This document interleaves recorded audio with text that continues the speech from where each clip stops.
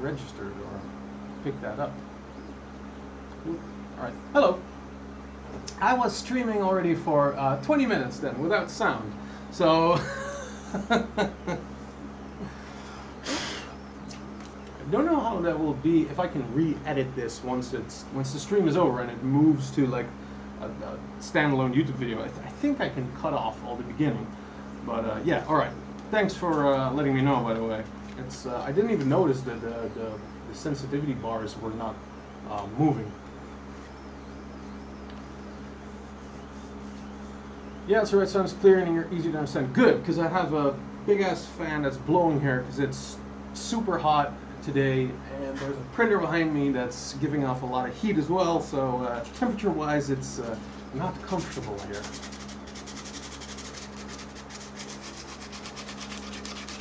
But anyway, I guess I have to repeat everything I said before because there was no sound. Yeah, Guyver 3 face mask goes on like this. I will be installing the thruster system through, let's see if I can show you these little holes right here, and on the other side there's a hole right there as well. There's like breathing parts that are open here. Of course, I'll be covering these with some fabric and whatnot, because your average standard face mask, I have this one laying here, ironically enough with the Wings Workshop logo. I did not order these. I got these for free from somebody who presses t-shirts, which was very nice. So, I think you can still understand me. I don't know if I'm going to wear them like this, and this one over the top, because my nose is more protected then. But this one does cover the nose as well, and I don't want to wear it like the Karens outside like this, because that's pretty fucking useless.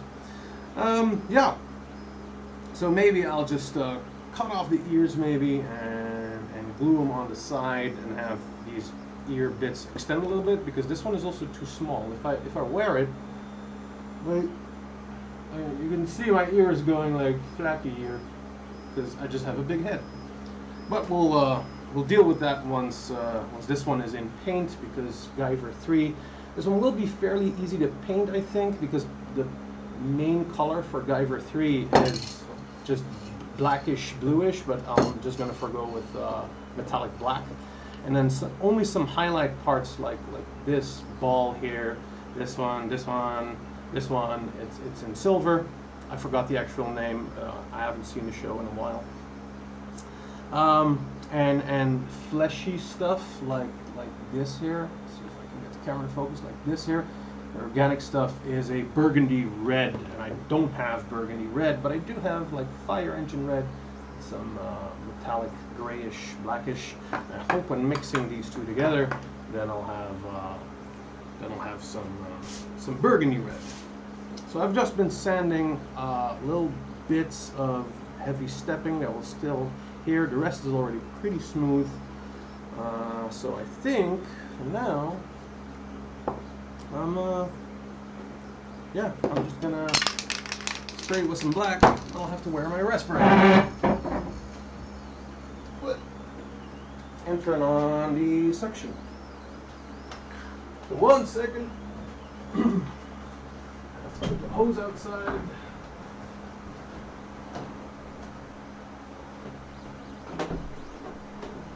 There we go. On. So that all the fumes do leave the shop. So I don't want to choke without this. Oh.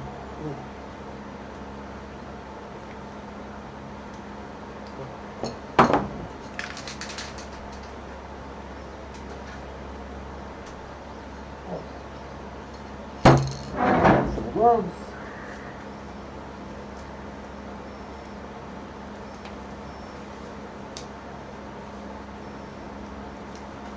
All right. See how am I going to do this? I think I already know.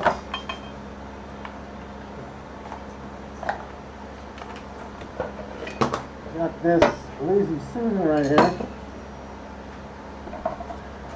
think I'm just going to place it over like so.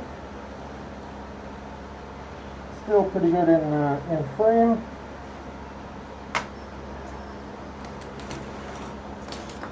Everything's dirty in here already, so I'm just going to spray it like this.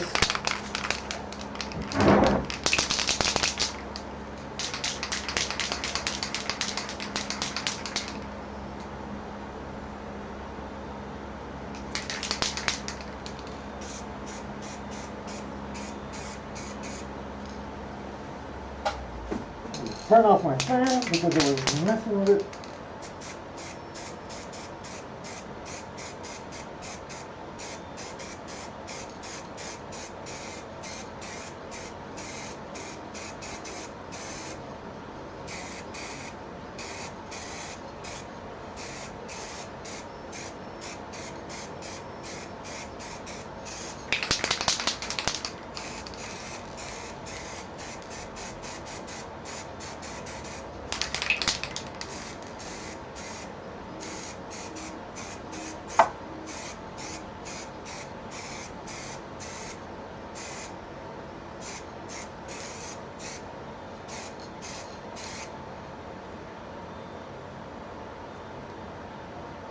I need to get going again. Good luck, have fun. Don't die because of a heat stroke. No, I won't, man. I'll turn on my fan and it'll be fine. Will this be uploaded later today in full length? I'm not sure if it goes automatically.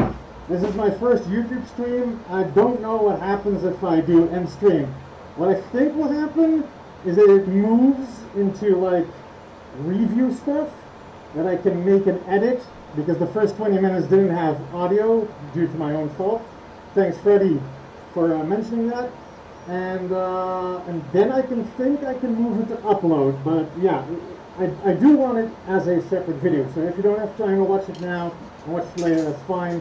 But up till this point, I don't know how on YouTube from live to normal video how that works. I think it's pretty straightforward, but I'll have to see how it works once I hit end stream.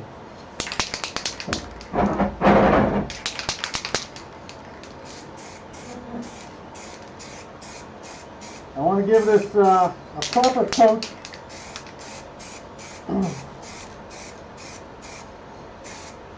Get all the crevices black.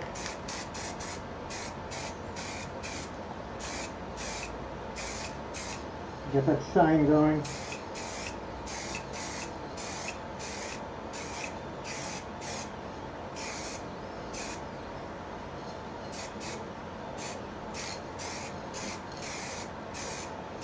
Alright, so that right there now, pretty glossy of course because it's still wet, but it was already pretty smooth, so I'm hoping it retains most of the shininess. I don't have any 2K clear coat anymore, otherwise that would have been the final treatment, so I'll just have to use normal clear coat by the end. So while this dries, because the rest is going to be hand painted, so now I'll just leave there to dry for a bit. This is pretty fast drying, so I hope in about like 10 minutes I'm okay to touch it, but I'll test it out on some other stuff there, and I hope by 10 minutes the suction hood has filtered everything away. But I still need to make like the strapping.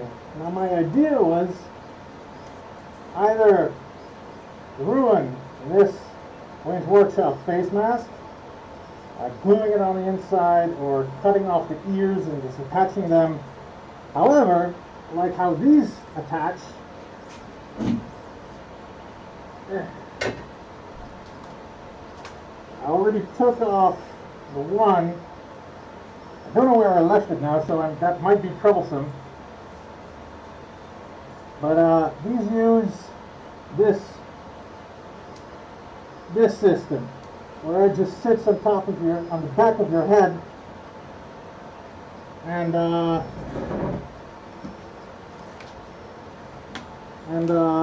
maybe I can rig up something like that, and it would be maybe easier for me to carry. You also have to consider that your that I would be taping this whenever I go out in public or just needed to do a grocery run or whatever. And now I don't know where I left it. I removed it off of this part. Now I don't know where I left it. So I don't think I can. I thought I had it here. And I can't remove this one because then I can't wear it. Or I can just go the easy route and just rip this off and attach to that. Might be good anyway. Because this one is already kind of wasted and broken. It's been out in the open.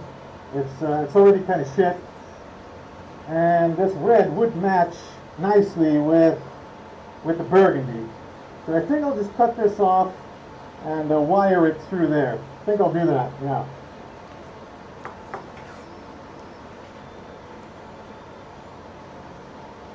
Cut that off. And cut that off.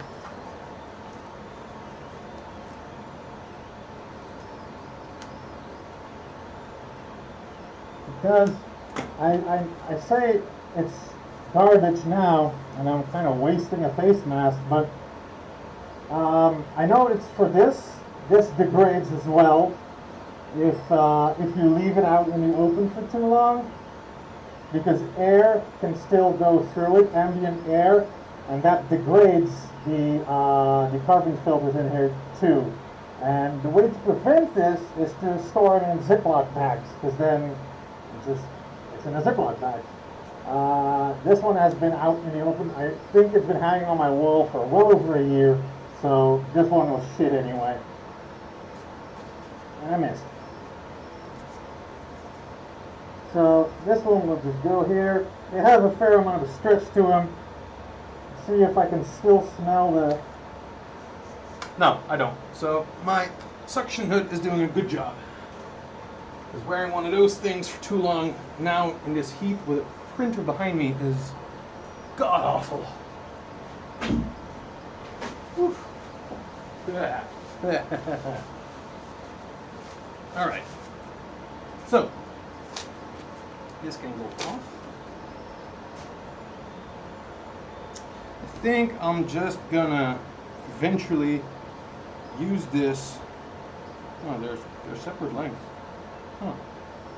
Why?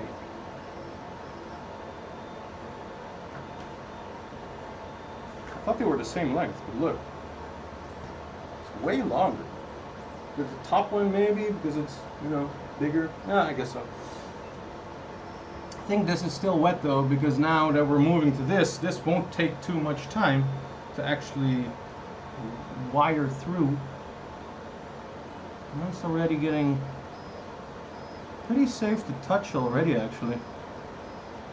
It's some pretty fast drying paint, but in some, yeah, here it's still a little bit tacky, so I can't handle it just yet. So maybe what we can do is, let's see, we can already use some contact glue maybe for this, because I think the best way to glue these is by entering this through one of the holes meant for elastic bands. Just do a loop-de-loop and contact glue them back. The way they were in there is with a small, I don't know what you call them, those metal binder things. It's just, but I don't have that here. And apparently, I think my girlfriend stole the contact glue, so I'm gonna have to go get it from the living room.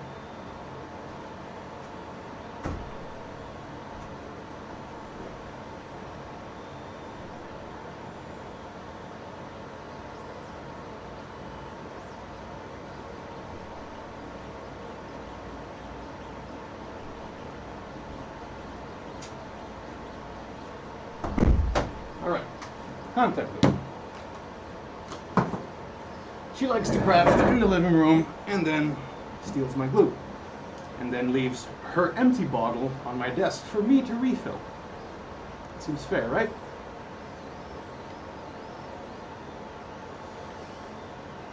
Of course, it's completely gunked up. Come on.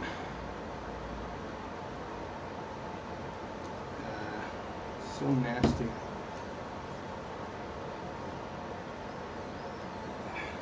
Alright. Cool. See if any responses there. Oop, oop, oop.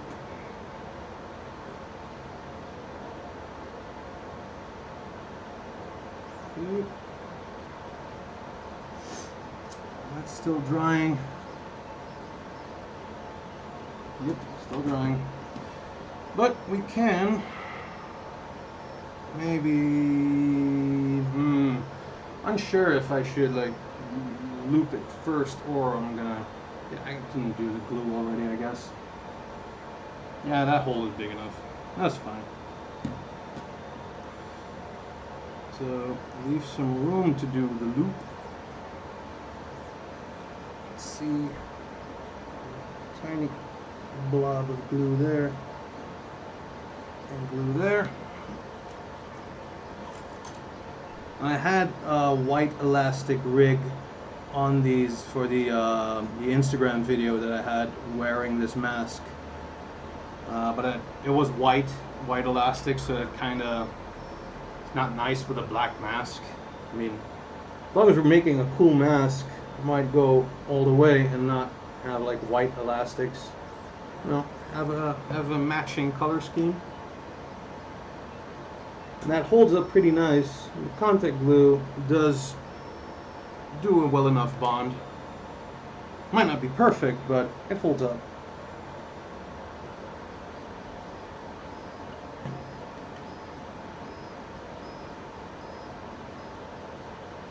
Alright. Other side.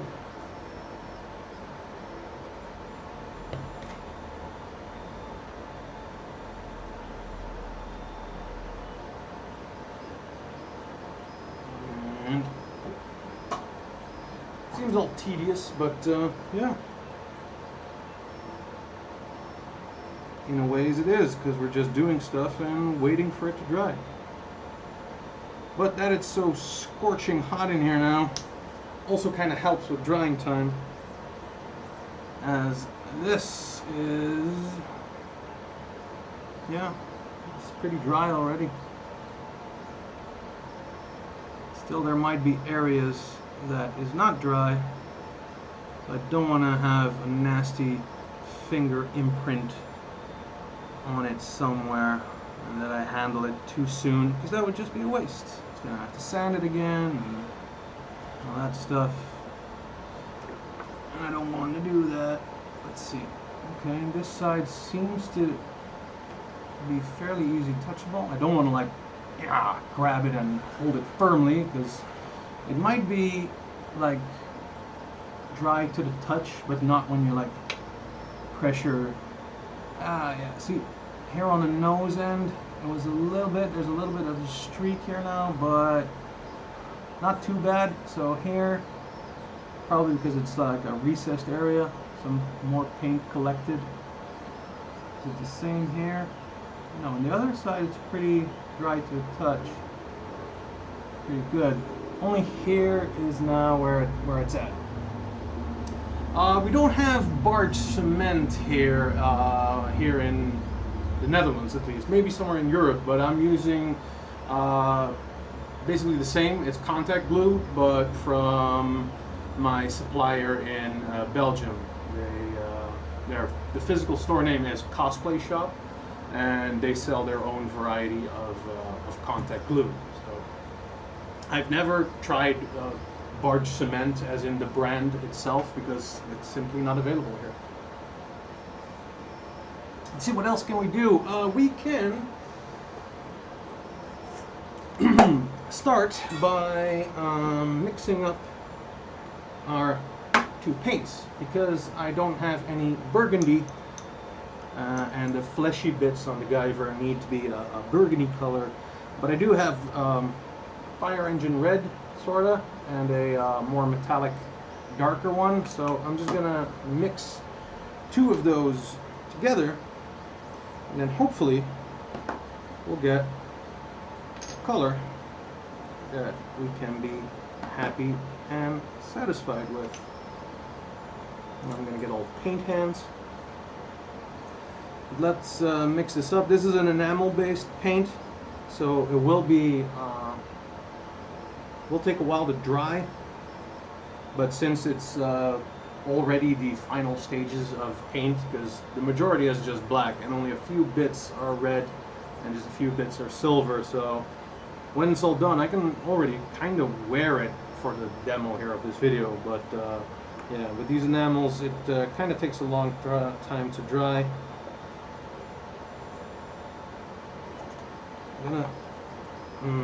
If I do this, I need to make enough, because I'm going to mix it, so I need to make enough on the first batch, because if I run out and I have to remix another batch, I can never get it to match perfectly as I'm just winging it now. So this, just to check, there is this fleshy area around one of the bio domes, so that's not too big. This is the biggest part in the corner here. It reaches from there all the way to here, and a little bit on the inside of here, but that's not too bad. And that's kind of it. Oh, here on the bottom edge here also, all the way up to the center point bit. So I don't think I need that much, because enamel paint does cover nicely, but you never know.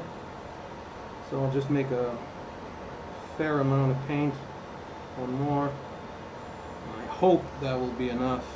And if not, then we'll try our best to make a second batch and not screw up totally.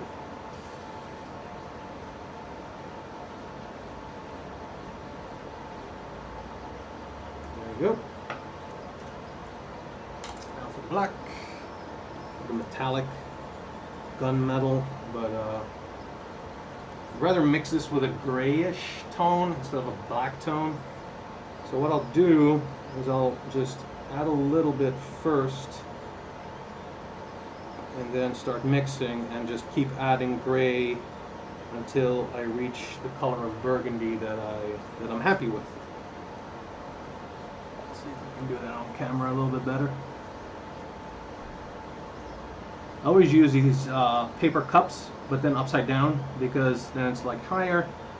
It still has that recess area that you can make quite a bit of paint, and it's easy to just dip in instead of going all the way down to the bottom of the cup when you would use it normally. So that's still a little bit light for my taste. I don't want to put this one into the black one because it has red on it now, and now the glue is sticking to my finger. So grab another stick and just add a bit more. And then we're going to mix again.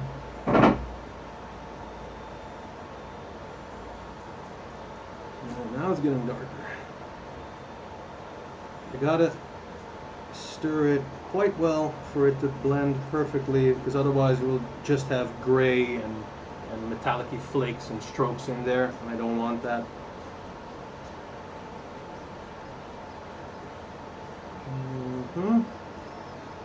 Still on the light side, but we did use a lot of red, so it might be that we need a lot of gray, but I don't want to overdo it with the gray all in one go. Otherwise I'll just have wasted a lot of paint, and that's not good. And we're mixing.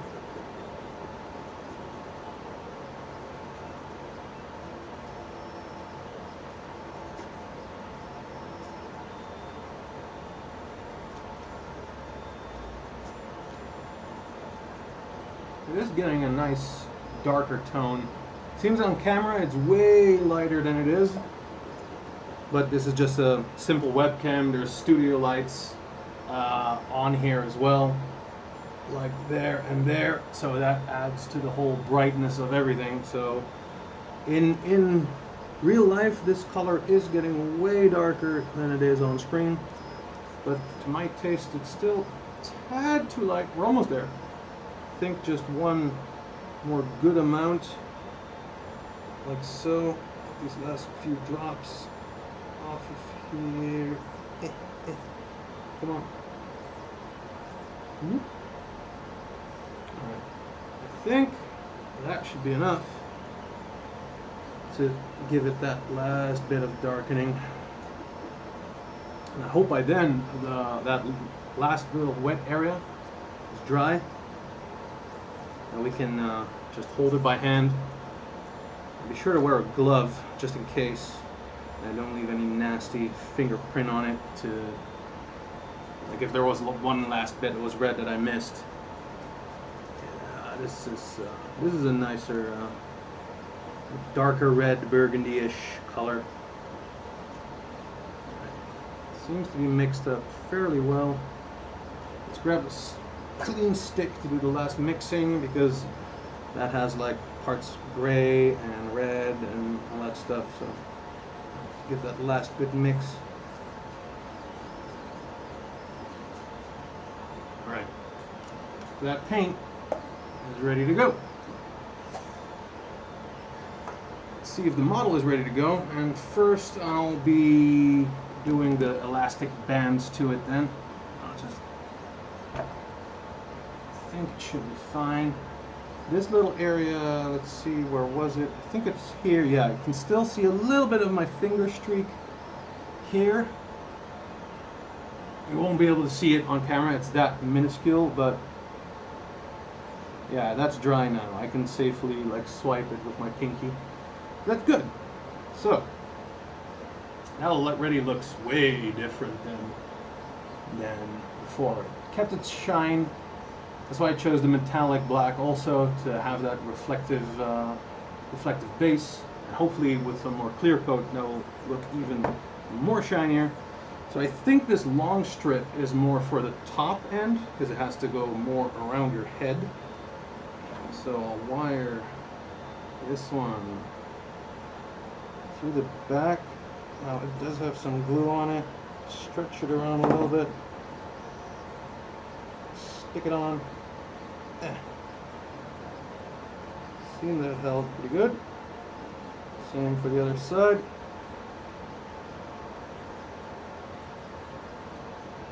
Come on now. Stick through it.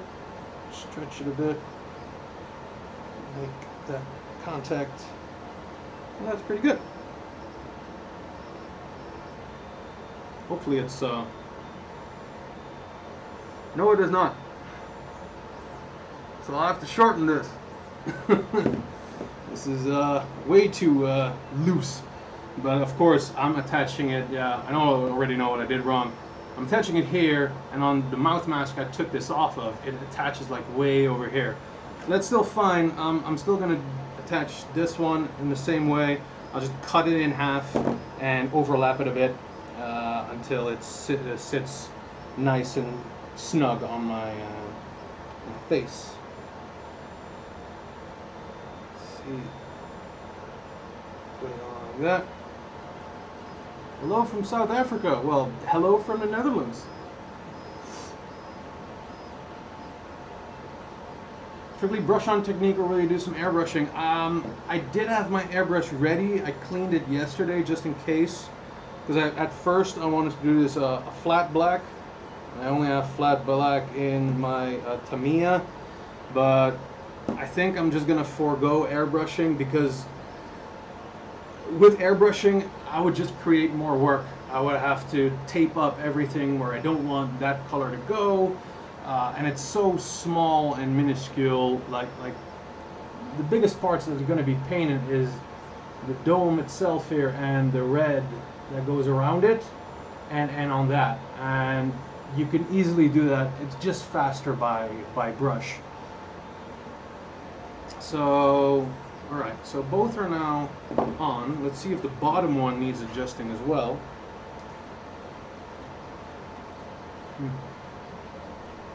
Yeah, both need it heavily. Because if I do nothing, it just goes like this. So, no. But that's fine. what we'll do is just cut it here, and I'm overlapping it a bit to see how tight it needs to be. Oh, it needs to be way tighter. Oh yeah, way tighter. I think even it has to overlap a lot. So right now, this all between my thumb and index finger is all overlap. And then turn it like this, and it's still kind of okay. Not too tight, but let's try this one. So I'll have to mark it with my with a marker. Hello, Sven. Welcome to the stream. Mark that with a marker so I know till where the contact glue has to go, up until here.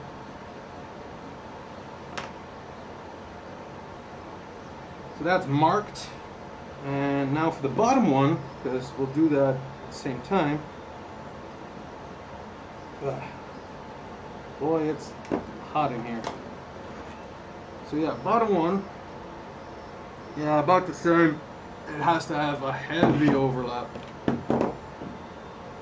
So I'll just do it the same, but the same stretch distance as the other one.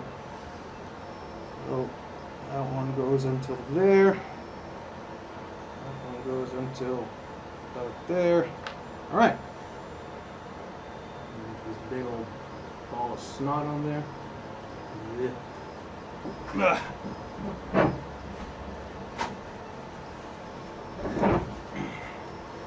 So Sven, are you watching me work while you're at work?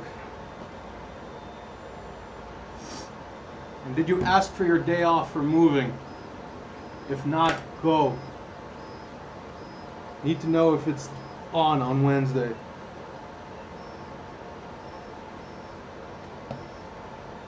I'm out of sticks.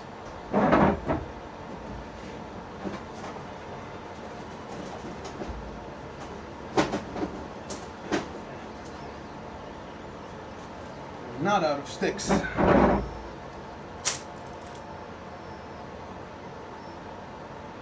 Right.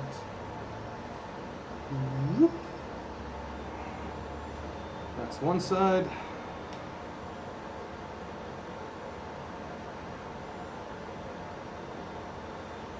So I've seen like people here now in the chat saying barge cement. So I'm thinking they're from the United States. See, greetings from South Africa. So what are the rules in where you live? Right now, here in the Netherlands, more stuff is opening up, and starting, I think in a few days, they won't have any limitation anymore on how many people can be gathered in one place. So now a restaurant is, I think, only up till 3 people from different households. So it can be more if it's from the same household, I think the rule is.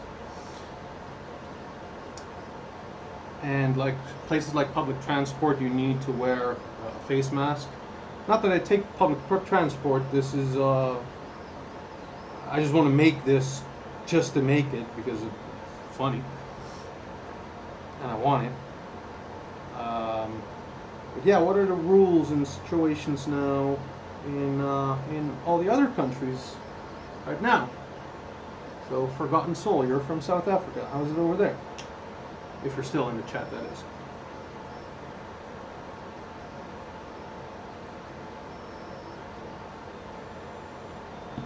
Because in the 1st of July they won't have any limitations. So there was one convention here in the Netherlands that kind of gotten some bad heat because they declared they're going to have a convention and it was going to be 100% corona proof.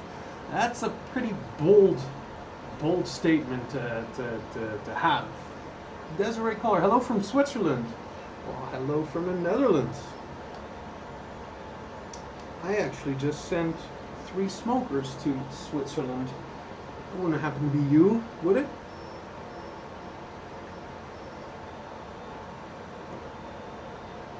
Alright, so the elastic bands now are now shortened, or well, cut and overlap with contact glue, so they'll dry. I hope my paint will still be a little bit okay while we wait.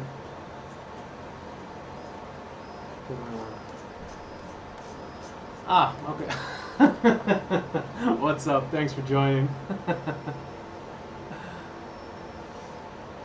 Forgotten Soul. We are on level 3 lockdown. Things are starting to open up here now too. We can't gather more than 50 people. We can't have any conventions or shows, etc. We have to book to go sit at a restaurant. Yeah, same kind of here. The 1st of July will be, I think, then no limit. However, the no limit is only valid if here we have the 1.5 meter rule, so you have to be like 2 arm lengths apart. So the no limit only applies if that applies too. So it's not like you can hold a 50-person buffet in a small room. You sit all closely snug together. Like theme parks are open here now, and they say they can do the 1.5 meter thing, but I know people that have gone there already, and people are just ignoring it completely, and nobody's enforcing it either. So I'm wondering how this will translate eventually to the convention scene. Like, let's say a more bigger convention will be like, you know what, we're gonna do it, and we're gonna make it like social distance approved. How would they go about it in a way? I've been giving that some thought, and the only way they technically, I think, how they could do it is, of course, you know, if you're not sick, stay home. If you're sick, stay home. All that stuff. But the only way they could do it is what is a convention basically? It's a huge hall with just a lot of dealer stands with all the pop vinyls and shirts and all that other stuff. And there's 1 or 2 stages for like convention or the contests or whatever. For that stage, I think it's just, you know, have less seats and have it more apart. That's the only way, and have handlers there to enforce it. And for dealer halls, it's a maximum of X amount of people in those halls, and it would be a one-way in, one-way out kind of situation, where, you know, a handler or a gopher, as they call it, or whatever, will be like, okay, 10 more can come in, and have like a walkway of like how you would pass all the dealer stands, and then when you're done, you just walk out, and as soon as people walk out, then people can let more people in. But that's, I think, the only way to have a convention, and would people even want to participate in such a convention? Because, you know, a convention is usually just, you know, meet up with your friends and greet each other and all that other stuff, just to hang out, and you don't want to do all of that at a distance. Let's see if this contact glue is dry enough to stick the elastics back in place as I ramble about COVID-19 in the world. Our schools are slowly being phased in, but it's kind of a mess. Yeah, our schools have been open for a while now, and because they declared like, yeah, no, kids can't carry the virus, blah blah blah blah blah, and now there have been reports of kids with the virus, and they gave it to teachers. So now, you know, everybody's making memes like surprise Pikachu face, like, what? How did this happen? When, you know, kids don't give a fuck. They'll touch everything and put everything in their mouth and all of that. They just don't know better, for lack of a better description. And then they're shocked that when kids play together, they get it and then give it to a cheap teacher, and that teacher gives it to another teacher, and soon we'll have like a second wave of it all. People probably ignore the distance rules. Yeah, I think they will. If there will be, at one point there has to be the first convention that, you know, dares to do it. Either it's going to be applauded for how well it did, or completely be burned to the ground for every little mistake they might have made. It's I think it's pretty risky for an organization to host the first con of the world after the pandemic. I throw a mask everywhere we go, and a lot of people are ignoring it. Yeah, there's no real enforcing here. Only with on public transport you do have to, but I've heard reports that that also people don't, and nothing gets done about it. So how well it all gets enforced, I don't know. So right now this one, it's way more tight. So let's see how this fits over my big head. Over the ears. That fits way better.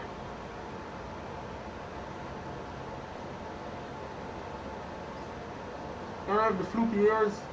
I can wear this a little bit more above. Still covers the nose. A little bit up top. So yeah, that's pretty okay. Now the thing is,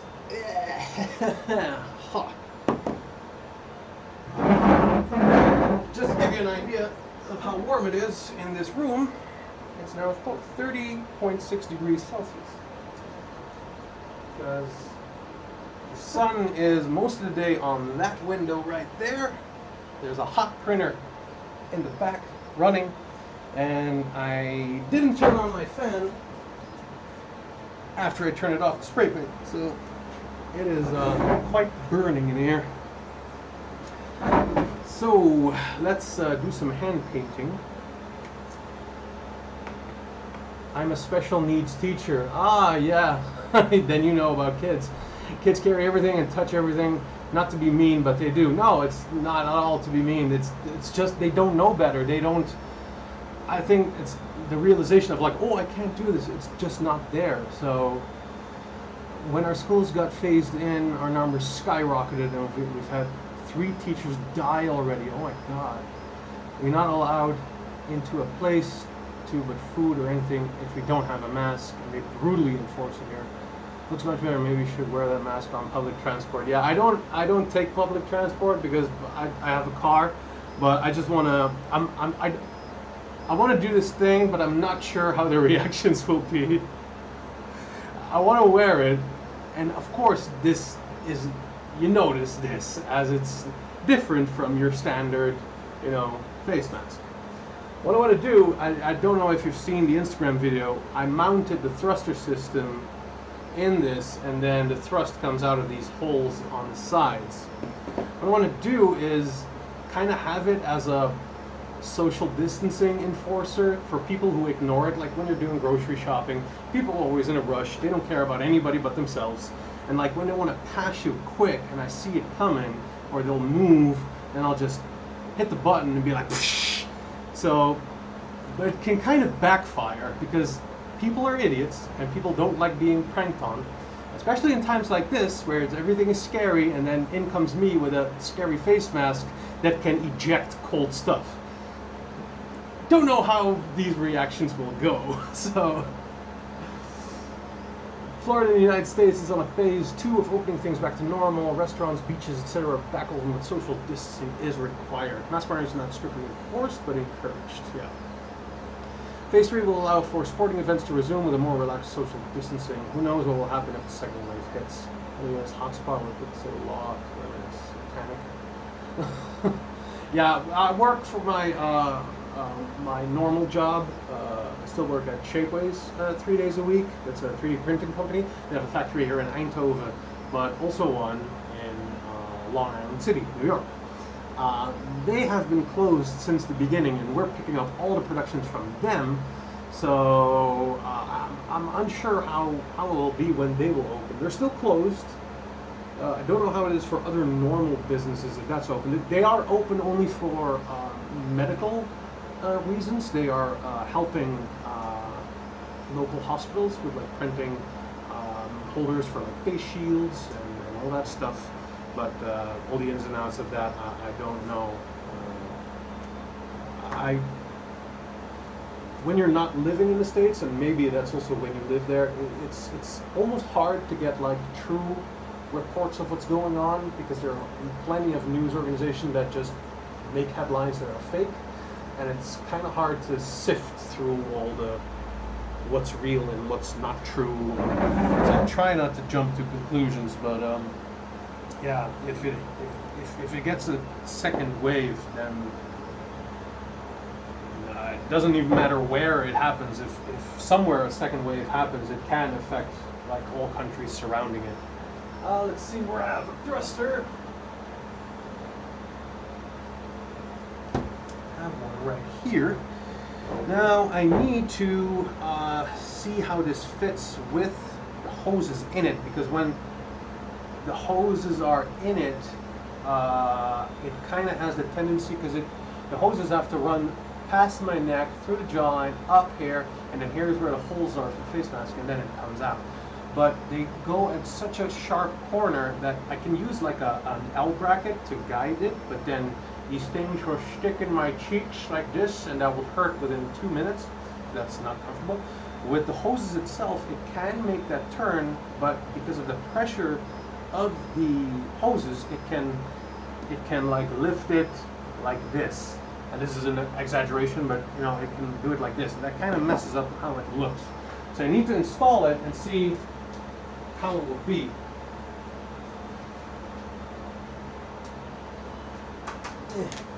Still have a long piece here. Let's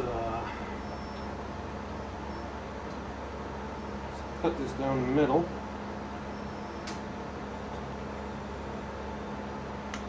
There we go. So what happens is just one of these hoses goes into here. It fits nice and snug. I can go like all the way through it, but of course I don't want to do that. I want to sit it nice and snug on the inside. Same with this. I'm not gonna like attach it with anything because I want this to be removable. Because I'm not gonna, if I'm gonna wear this, let's say some rules happen here in the Netherlands and I do have to wear it more, then I want this to be easily removable, these hoses, and not mounted in place or glued in place. And then I'm always messing around with it, and I don't want to do that. So I just have to do it on this camera so you can see. The ends of this will be mounted in together on a Y piece, so it can merge from the one exit. So like this, and if I do it right, that's for good measure. Let's stick it out a little bit more so I know it doesn't, that it didn't come out.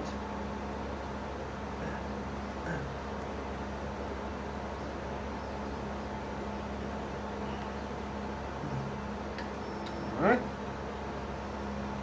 This is in the back. Notice kinda like now it's still pretty good, as these hoses are just dangling down. Maybe I can mount them a little bit more to the side. And that doesn't seem to interfere that much. In my old setup it did that, and now it stays, like from the side view it's still pretty, I think it's pretty good. And trying to see at the same time, that seems pretty good. So no worries there. And this, these two will clip these two ends will clip into a wide piece, which makes it into one hose, and that one hose will go into the main exit point of cosplay thrusters. And then when I hit the button, I only have a wired version, so I might convert this one to a remote, as I have remote chips now again, because then I can just throw this whole unit into a small backpack and just have the remote in my pocket or something, and then when people get too close I can just hit the remote and tick, it goes on, and social distancing is enforced. And that's the general idea. But these hoses are fine, so I can remove these for now. Move away the cosplay thruster.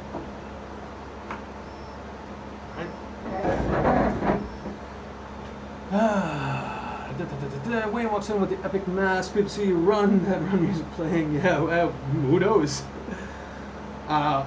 When I was wearing just this mask in a grocery store, I was with my cart. I entered one of the sections, hallways, and on the other side, this just small little granny came. Also, I was already around the corner, and then she came around the corner, and then she saw me and went like, whoop, and then she turned around and moved out again. I was like, just wearing a face mask, but it was like, whoop, and then she turned and bolted out of there. For masks here, we got a lot of people saying it's taking away their freedom, like being controlled. No, I'm not sure where you got that information. I learned this time, but it's hot as hell in Florida. Yeah, I Forgotten Soul. It's when the people that make those statements they're always talking about this they want to take away our freedom. They are doing this ominous they. It's like, who is they? What, an evil government? It's like, no, you. When you see all this flattening the curve, and it is flattening, it's logical. It's like the majority of people are complying with the general requests of, stay at home if you can, work from home if you can. When you do groceries, do a lot at the same time, so you don't have to go 7 days a week, just limit it to maybe 2 times a week. Go in the morning, don't go when it's super busy. So I haven't been to the grocery store on a Saturday in months, I think. I just ignore it on a Saturday because the majority of people have weekend on Saturday, so they do groceries. I have my weekend Tuesday, Wednesday, Thursday, so on weekdays, so we tend to go early, and then it's super calm and it's super nice.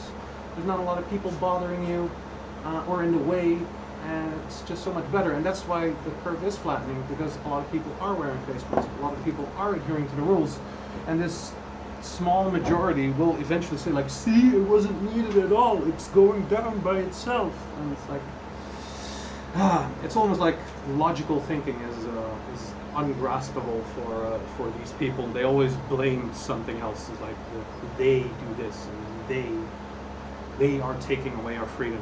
No, just it's not that hard. This is wear a damn mask. That's all it is. Some are even like flimsy thin. This isn't even see-through, and there are others that are almost see-through, and people are saying like, I can't breathe, there's an oxygen decrease. It's like, come on, it's bullshit. But let's not talk only about COVID. We still have a mask to paint. So unsure how I'll do this now on camera. I can't really, because I'm gonna paint this side and the camera is over there, and I don't have like a camera in the back. So while I paint, and then you can see the end result as I turn it around. While I paint, we can talk about stupid people. I still had a podcast with Lara to do on like stories, like story time part 2, because we did a story time part 1, and that was a big success. Because when you look at it, I haven't been cosplaying that long, only since beginning of 2015, so relatively it's only been 5 years. For some, that's maybe a long time. I've known others that are like already cosplaying for like 13 plus years or whatever. But in that small amount of time, the shit that I experienced, also like on airports and difficulties, it's like, oh man. We should do a story time part 2, but I had one story that it's pretty short, but I can tell it right now, I guess. Let's read first. It's logical, and that's the problem. They will turn around and say, "You see, it's going down on its own." Yeah, it's like, oh, yeah, it wasn't needed. And a second wave comes, they'll all ignore it even more, and then the death toll will be even higher. That's probably how it will go. But as for story time, I can tell this story, I guess. So, arguably, the cosplay I'm most known for is the Iron Man Mark 39, the white astronaut-y spacesuit from Iron Man 3. And there are some that have made that suit as well, of course, because I'm of course not the only one that likes that suit. But, and this is I'll get to my hunch on who it was, but I got accused that I stole that entire suit. I stole an entire suit. That was the accusation of, and this happened a while back. I don't think I ever shared this story because it was over kind of quick, and it only entered my mind again when I was talking with Lara to write down what stories we're going to tell next time, to have like maybe a more prepared list instead of going like, what do we do? And then it reminded me that on one time I was just doing my thing. Maybe I was gaming, maybe I was crafting, and I got this DM from a profile that didn't have a profile picture, I think. I didn't check out his followers. I don't think he had a profile picture. Just one of those generic names, like you see when people post nasty things on people's online. They hide behind one of those fake, quickly made accounts, and it basically accused me. It didn't accuse me right away, but it was like, "Hey, your suit looks very familiar, and where did you get it?" And I think it's not yours, but he inquired in a way that it wasn't like, "Hey, did you make that suit yourself?" You could make it sound like from a curiosity standpoint, like, "How did you make it?" And then get my answer like, "Oh, I didn't." But I did, of course, but he was trying to find out. But the way he just formulated his questions was highly insinuating that it wasn't mine. And basically what it boiled down to was, because he asked it so suspiciously, it was like, "Dude, what are you on about?" It's like, "The suit is mine. What do you want to know? You're asking weird questions." And it's like, and then he came out because it was basically backed into a corner. It's like, "Yeah, I think you stole that suit." I was like, "From where?" Like, New York Comic Con. I was like, "Well, I've never been to New York, let alone New York Comic Con. I'm not even an American," and this gets mistaken a lot, and I mean a lot. That people think I'm from the States because I don't have the typical Dutch or European English accent. My accent, I've heard, can be described as an American accent. Some say Southern, some say New York. I'm not too sure with American accents to see where I could fit my American accent. But he went on. His response to that was basically, "Well, it's not impossible to ship an entire suit from America to where you live." So he basically switched it around from me stealing the suit to me buying a stolen suit from someone else, and then they shipped it. So first he says the one thing, and then he says the second thing. So that made me even more on the fence as before, but I decided to take the more compassionate route to see who this guy was. And I think I have a clue, because my Star Booster suit is, the unique thing about it, it has that that thruster system. There's only one other Star Boost that has that system. I don't think he cosplays anymore, as he's been banned by from most replica prop forums for. I've heard he's a dick. I don't know if that's true. I've never met the guy. Never interacted with the guy. I think, but my assumption is it was this guy that then contacted me, because I know that suit has been at New York Comic Con. There are videos on YouTube on that. And there are reports of things being stolen. So the weird thing is, I tried to try to be compassionate and be like, okay, you think it's stolen?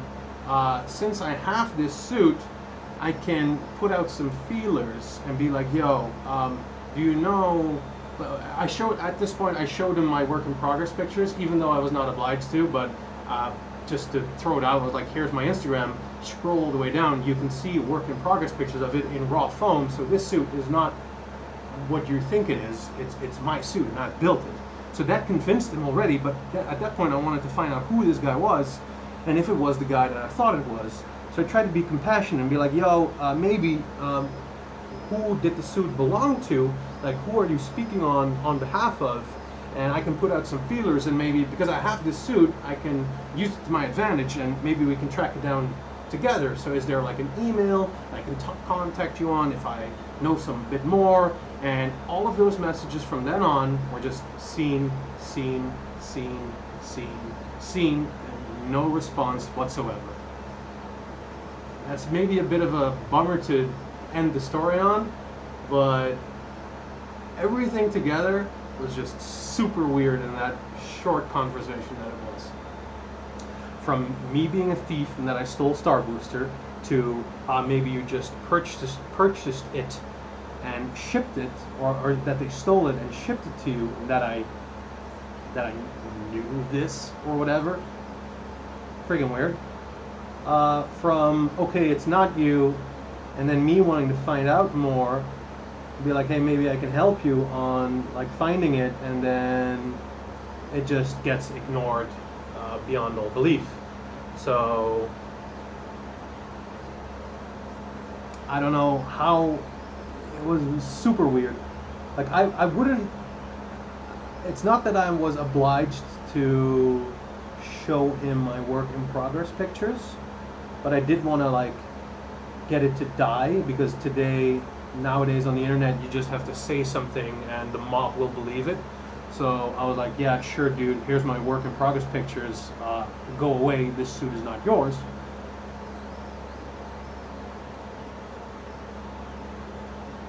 So just to interject here with the hand painting, it is going well, but because this is enamel, I have to let it dry for a bit, because I'm also, where I'm applying paint, I'm streaking stuff away. So I have to let it dry to be able to put down a new layer. But this is how it's looking now. It's looking pretty nice. Again, it is much darker red than on video here right now, because I got two big studio lights here that is illuminating the living light out of it. So it is much more dark in person.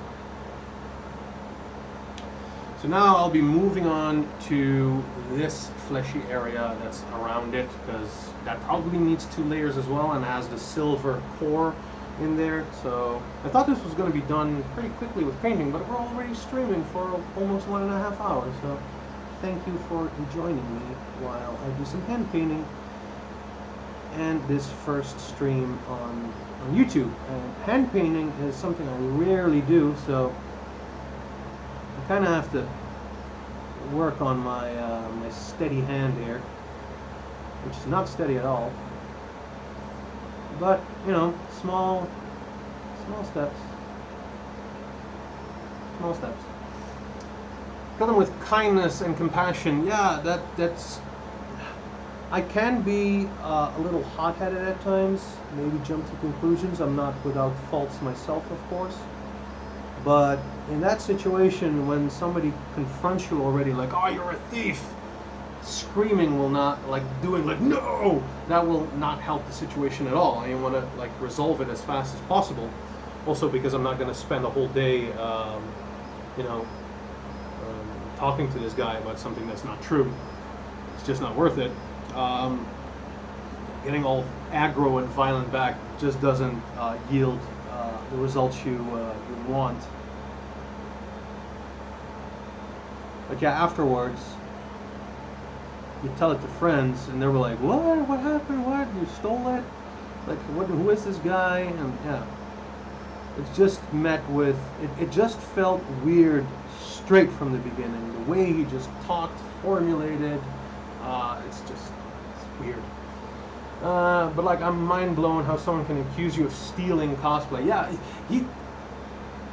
the simple thing was, if he had this hunch, because I think he even contacted me through Instagram.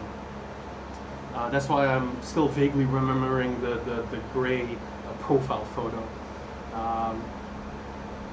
The thing is, if he thought I stole it, and he had that wondering, what he could simply do is, instead of choosing a message this person, is just take a minute. He would have been done faster even with my conversation and waiting for me to reply.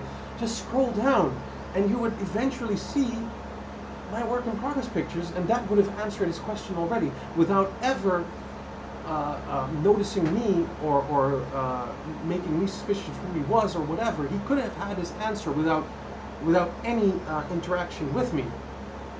And he would have been done faster. He would have had his answer, but maybe he was already like super aggressively like, oh, I'll tell him, and he could have had his answer just by swiping. That's it.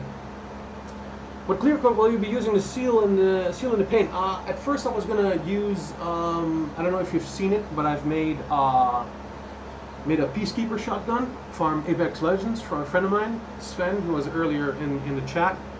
And I used a 2K clear coat on that, and that basically creates this hard shell, and it's super shiny.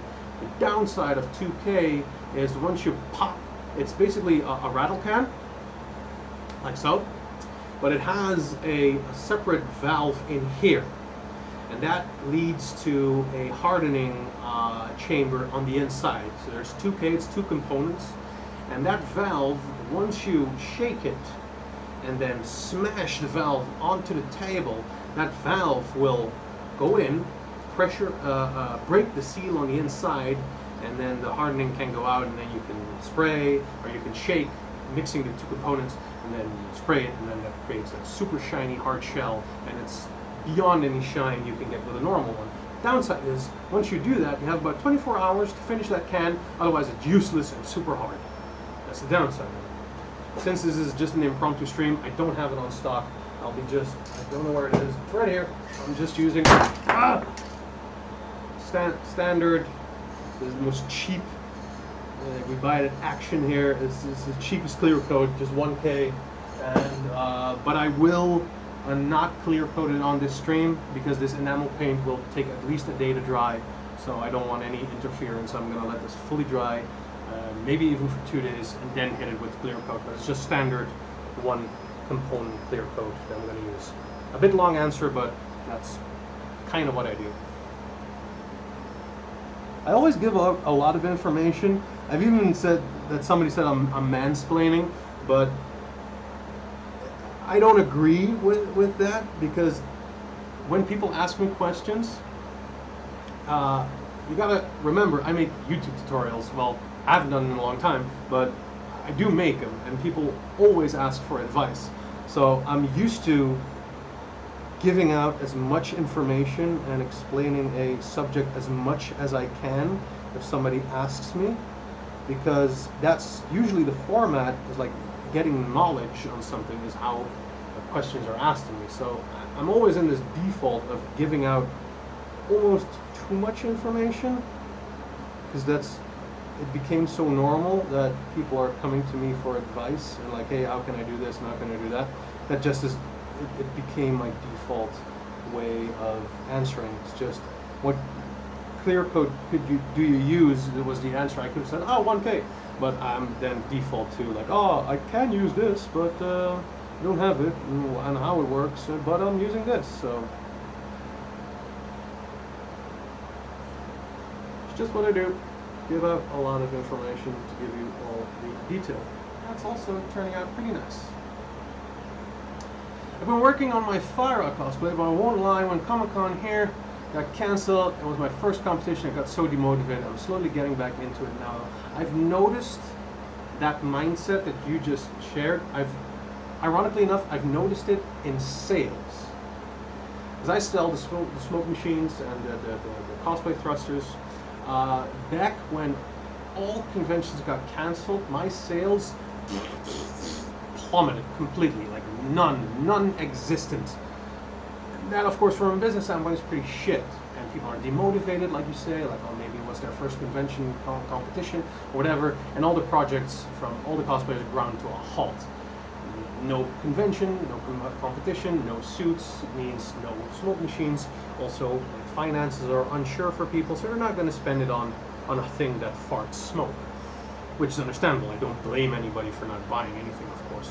But now that we're, going on and on and on, people are getting that motivation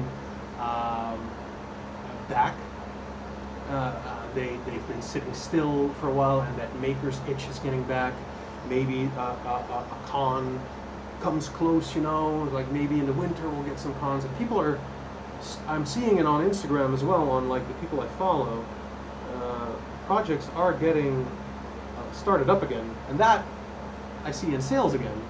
So as sales are picking up, because my web developer, he sends me weekly stats on like profile visits as well, and you can clearly see from March and from when it started, it goes down, and then like, but now in the last month, it's like it's going back up again. So you can kind of see that as a analytics, even though it's like very one-sided from only my part and my website. But you do kind of see like when people like Forgotten Soul here saying like, I was demotivated, and now we're a few months down the line, and now the motivation is picking back up again. You see that a lot with people, that they're picking up the pace again. They're getting that maker fuel again. They want to build, they want to craft.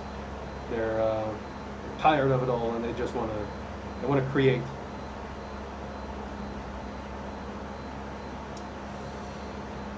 Missed some black here on the side. It still has that primer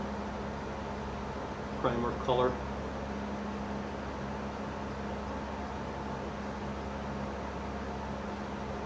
Got to be careful not to like touch my paintbrush on. Sorry for not being super visible with this now, because it's kind of hard to paint on camera now and still get a good result. I'll work on some camera angles for a possible next stream.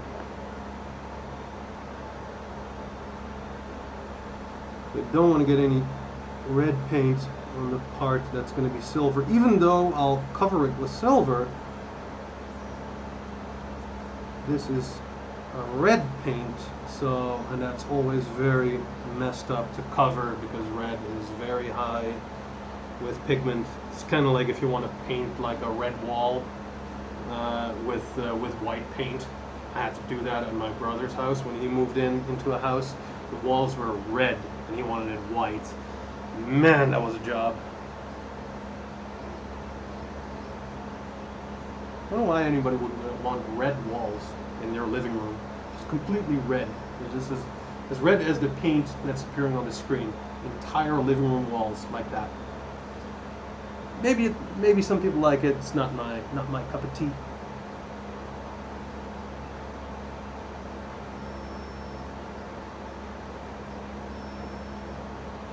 Alright, now for this very thin area here. Very thin area, actually.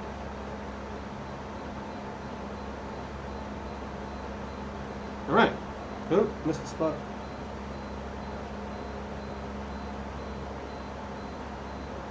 Ah, I hit it with some red. Shit. Hopefully with a clean brush I can get it off.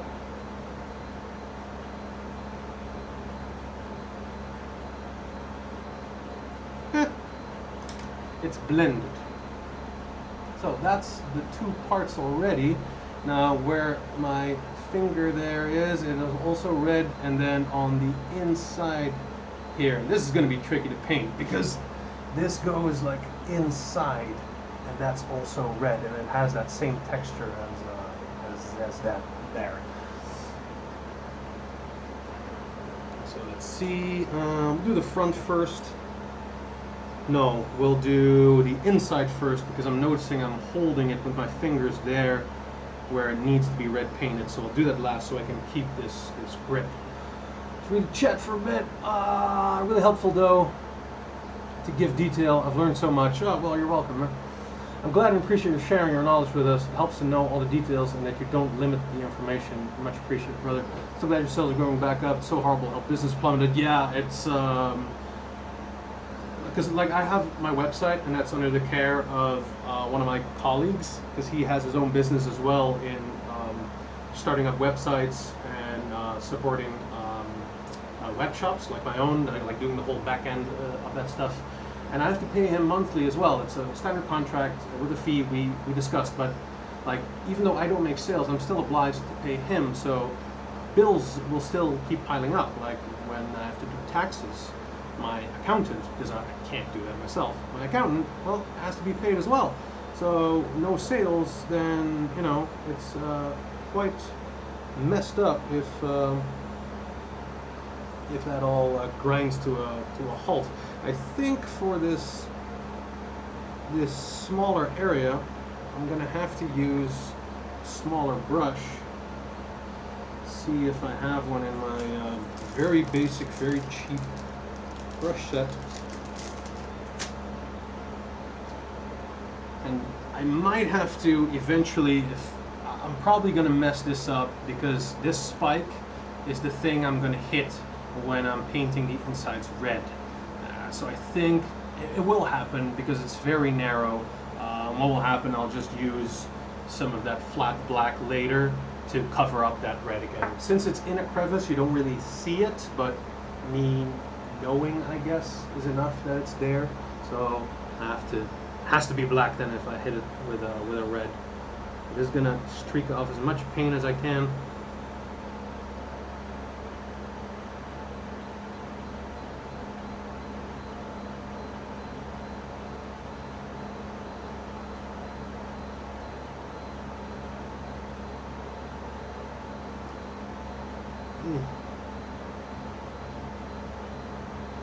Because I vapor smoothed this, it doesn't have any really sharp edges anymore.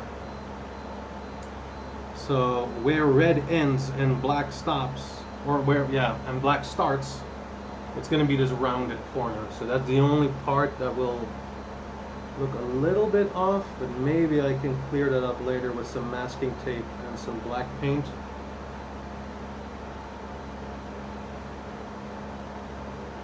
But we'll see how it goes. I'll just have to use tiny drops of paint every time and just slowly go over it.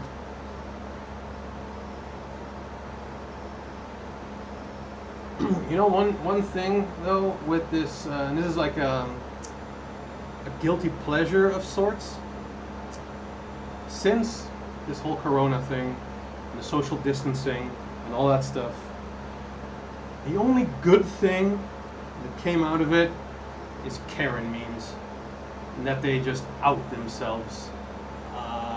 And one of my guilty pleasures has been, and praise these guys, they make Karen freak out compilation videos, just 20-minute videos of just every Karen going like, can't breathe. They're like the ones that they go to Walmart without a mask, they get stopped, they record everything themselves, you know, and think they're in the right, and then the internet completely rips them to shreds and it completely backfires on them. Yeah, kind of a guilty pleasure to watch Karen freak out compilations. If you haven't done so, give it a try. You'll get a laugh out of it at least. It's so amazing that how entitled some people can be that they think the world will just change and adapt to them and to their needs.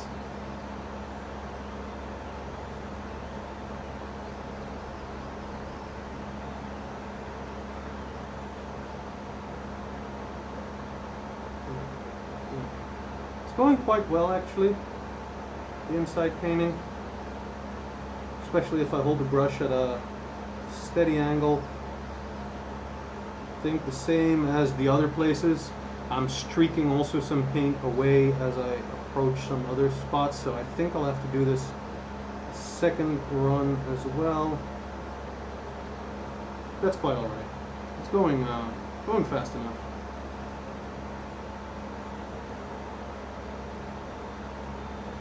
Now with this thing being all black is already scary enough, but with these red tones, I'm wondering if people are, maybe the older people are going to be seriously scared when they see me wearing this mask in like a grocery store.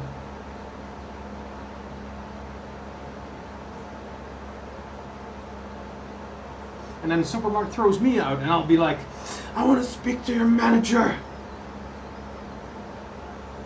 I won't.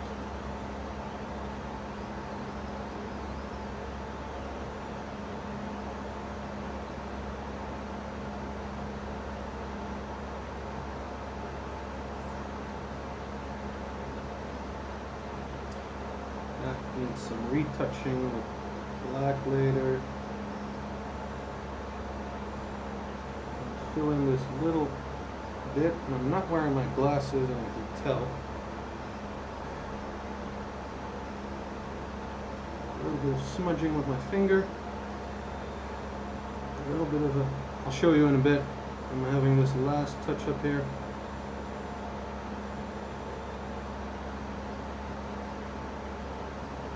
There we go. And then it looks like this. Of course, there's that hole where the tube will go out of. That's pretty nice. Nice accent to it. Let's see. Do you? And never mind people asking how something is made. I absolutely hate it when they share the work and ask others to reverse engineer stuff. Yeah, we had that conversation. Oh man. Yeah. Long story short, somebody just came into my DMs. It was like, and you can say he asked nicely. He was just like, "Can I get instruction manual of cosplay thruster?" So my immediate response is like, "Oh, give me your order number," and like you like, or did you buy it? Was my response, I believe, because that's, you know, you have to buy it to get the manual as well. And turns out he didn't, and he just wanted to make it, and I didn't answer any of his questions later. And then he made a post in a more popular cosplayer Facebook group, and just like, yeah, he didn't even want to answer my questions. Wait. Yeah, I don't know how to take it. We ended up kind of like, he said sorry in the end, and I forgave him, but like the way he brought it to me just came over really, really wrong. It's like, engineering is a thing of its own, and a lot of people. It happened with the smoke machines as well. That other people are going to make it, and that's fine. Competition is a healthy thing. But there's one other seller that like completely used exactly the same parts as I went on. When I made a change to my design, so did he. When I added a new feature, so did he.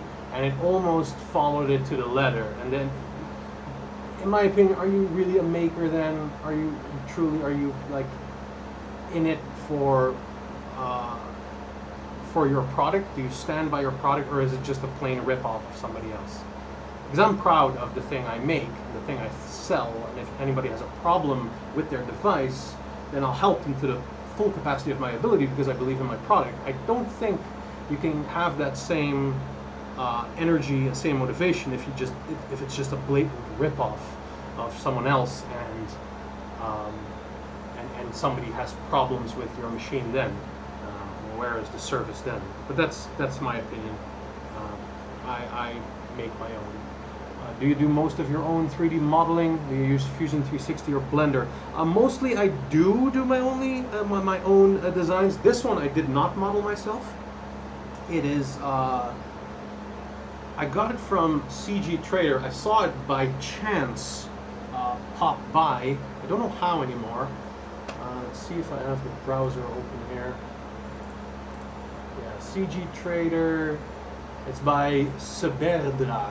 It's S-E-B-E-R-D-R-A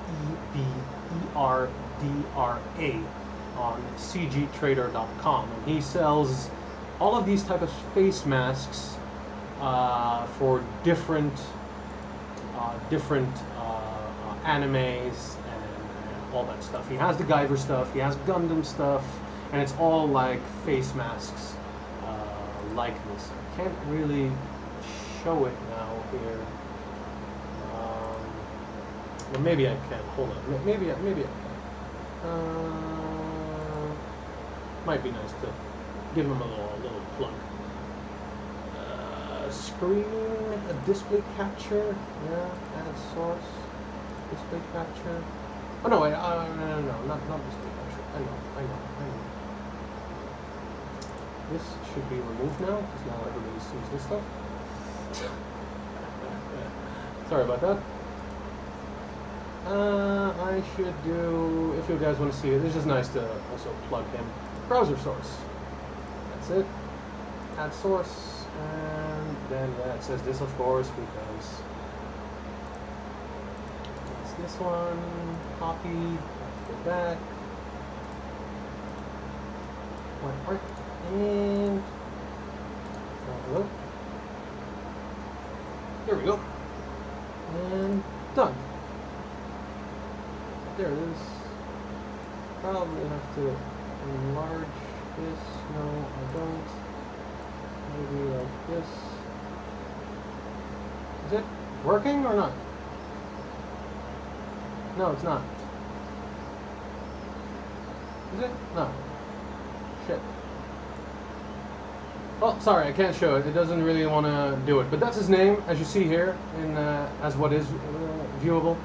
And he has all these different face masks, and they're quite nice in design, really professionally made. This was also easy to print.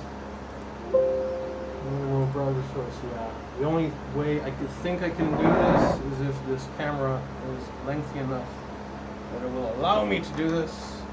Is just do it the old-fashioned way. That's all you guys, and that is, you see. This is like Gundam stuff, a few all 94 models. Let's see if this is still in picture. Yeah, I think so. You can see he has like a lot of these type of face masks. You see the Guyver right here. He has different Guyvers, so if you want to print a cool face mask, that's the shop you want to hit up.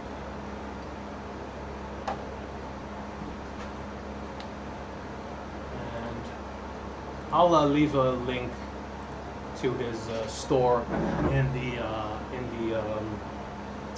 the description once this moves to the normal video of YouTube.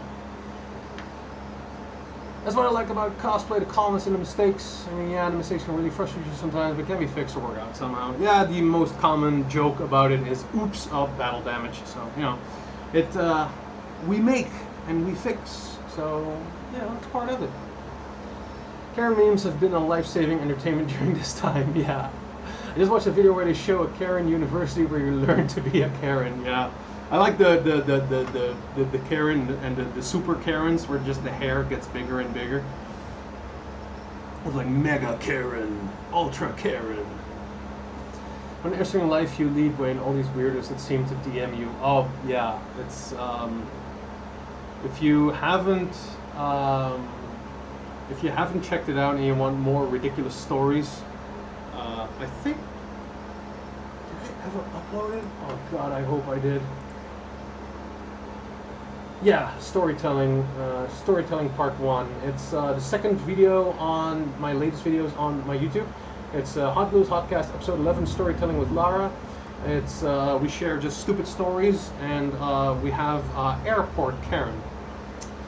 That's I'm not going to tell it now because it's way too long. But if you want a really nice story of an encounter in which I won, or we won, let's keep it at that. Then go check that stream. It's a bit of a long one, but it's full of these types of stories.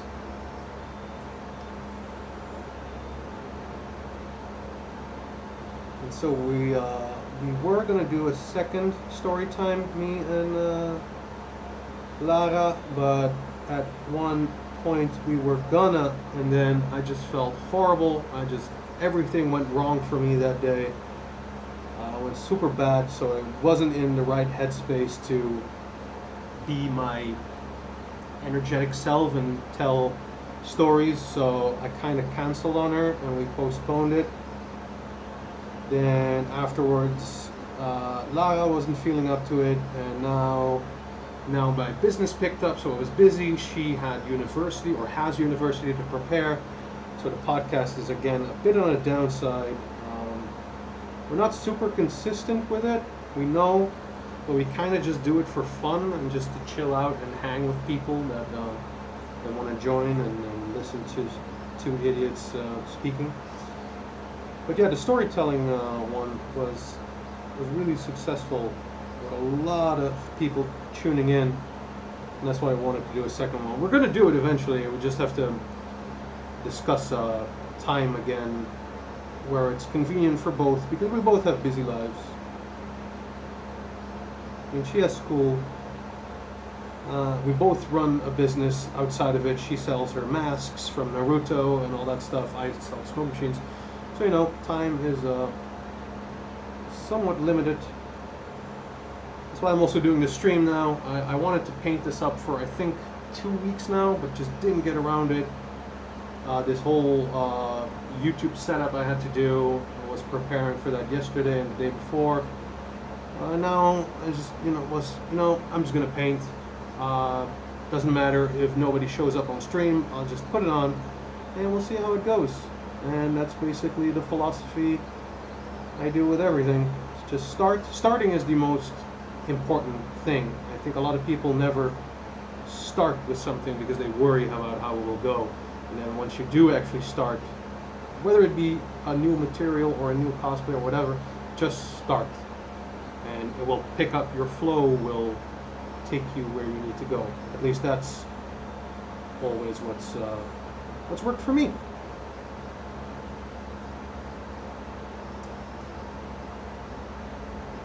No, just a box moving around. Yeah, I thought so. That's why I did the camera thing on the screen. I hope it was still visible with that. Like I said, this is the first one. I'll eventually set it up like we have on the podcasts, where I have like several hotkeys that I can bound to several windows. Like I can do this now, and then you see the workshop wieners as if I had to do something that I don't want you guys to see or whatever, and then I can switch back. But you can do other hotkeys as well. I'll set that up later if I prep and I want to show you something during the stream. So this is already like that red from the corner is now going all the way to the front. I'm going to go halfway because the last bit is this little tiny top on the nose, has also that fleshy looking substance bit. Now I have to be careful on where I hold it. Now I can still hold it on this side, and then you can gaze on the redness of it. Using that thing anyway. So this paint is kind of getting several swatches of color, so I might have to mix that a little bit later again. First, let's do these edges.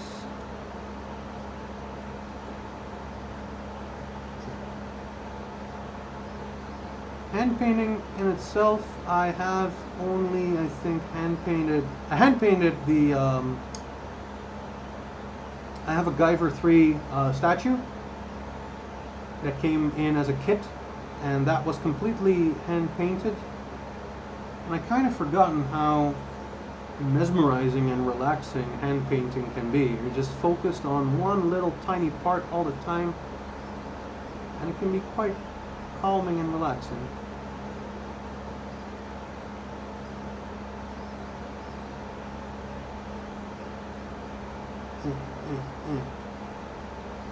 Alright. I'm streaking away paint here again, so this might have to dry. I could maybe go over the second round of this already, but I think I'm gonna let this dry as well and just start on the other side. And then once this side is done with red, I'll go over a second time of red, only in the spots where some black is still showing through. Dragon Ball Z level Karens, definitely check it out. Yeah, just it's a doozy of a story. To get you interested in it more, we were booked to go to Egypt to one of their first gaming conventions. They requested and hired me as Shrike Anna. It was just done, and I had to get my prop gun with me on the plane. So, and that's where the story begins. So you can check that out.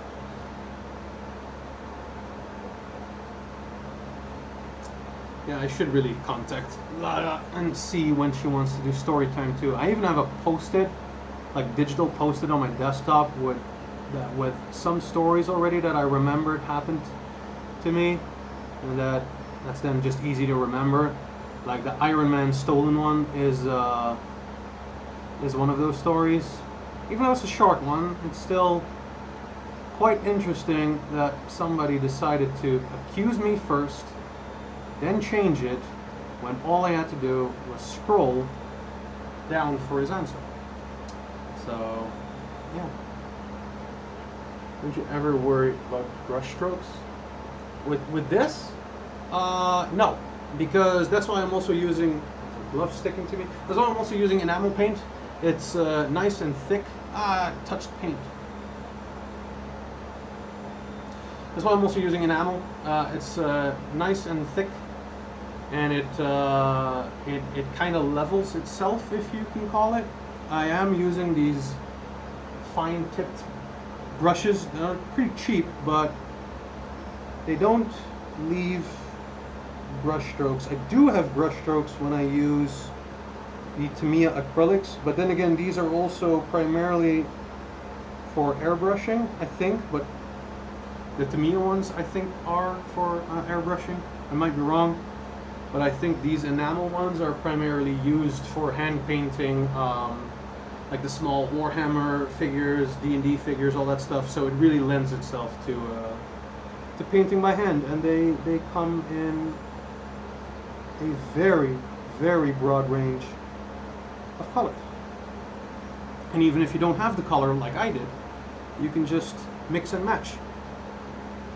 But if you mix and match, always use from the same brand, because if you use another brand with another brand, it might get a chemical reaction and you get cracks in your paint, and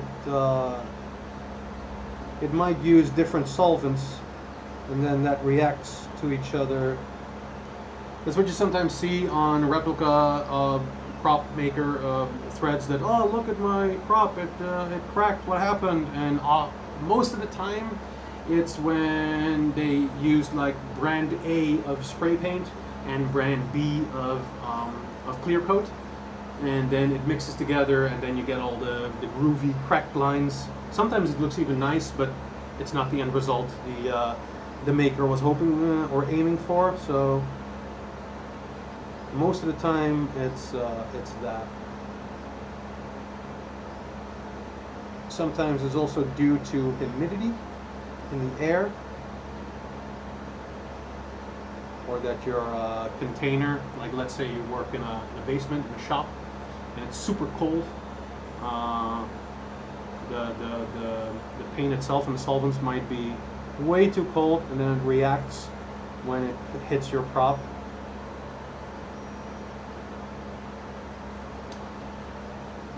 I'm so worried to travel with a cosplay gun. I haven't done it before, and I live far from the con, so I have to fly. So I'm a bit worried about my Farah gun. We'll have to see what happens. Yeah, the thing was with that gun, I left it in Egypt. That's all I'm gonna say. I explain in more detail in the storytelling, but yeah, I left the gun in Egypt. I didn't just give it away to a random person. I did give it away to our handler there, because he was the best. He took care of us, took care of everything. We wanted drinks, snacks, food, money for food. With the hotel, we had a spending limit on the hotel bill daily, that we could just go to the restaurant and bill the con, and our handler took care of everything. And he played Overwatch, so he received the gun from me. And I think, last I heard, it's hanging above his screen, his computer screen. So it's in a good home. But yeah, for you with your Farah gun, even though it was allowed and I got my way and it made its way to Egypt, it was so much hassle and so much fighting, and it took so long at the airport at 5 in the morning that I'm probably not gonna bother. If a con requests or like pays for my presence again, and they're like, oh, can you bring the gun, or whatever gun I might have of whatever project might go with me, I'll tell them the story and be like, yeah, no, gun not come with me. It's even though it's allowed under the right circumstances, it's so much of a hassle. And if you will get an airport Karen like me, like I did, I won in that case, and it was allowed, but it might have well gone the other way around. And then what? I would have to trash the gun there at the airport. That would fucking suck. So I'm just not gonna bother. It's just not worth it. Let's say I did have to toss away the gun. That's a lot of, I won't say money, but it's just a lot of work and effort that gets just tossed in the trash then. You live in South Africa, you say. Of course, South Africa is pretty big, but there is cons in South. I know there's a con in South Africa. I mean, a pretty big one, I think, as well. Isn't there? I thought I saw something like that before.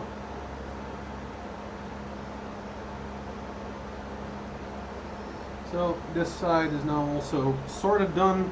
This one didn't go as neat as the other. It has more rounded edges, so it's kind of more difficult to get a crisp line around the end of the edge, which I'm trying to rectify now.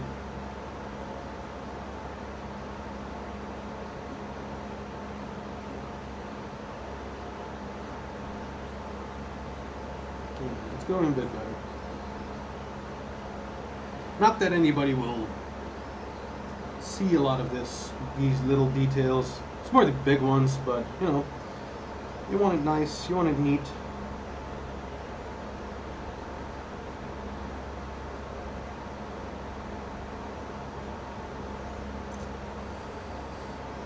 Just a second, almost done here.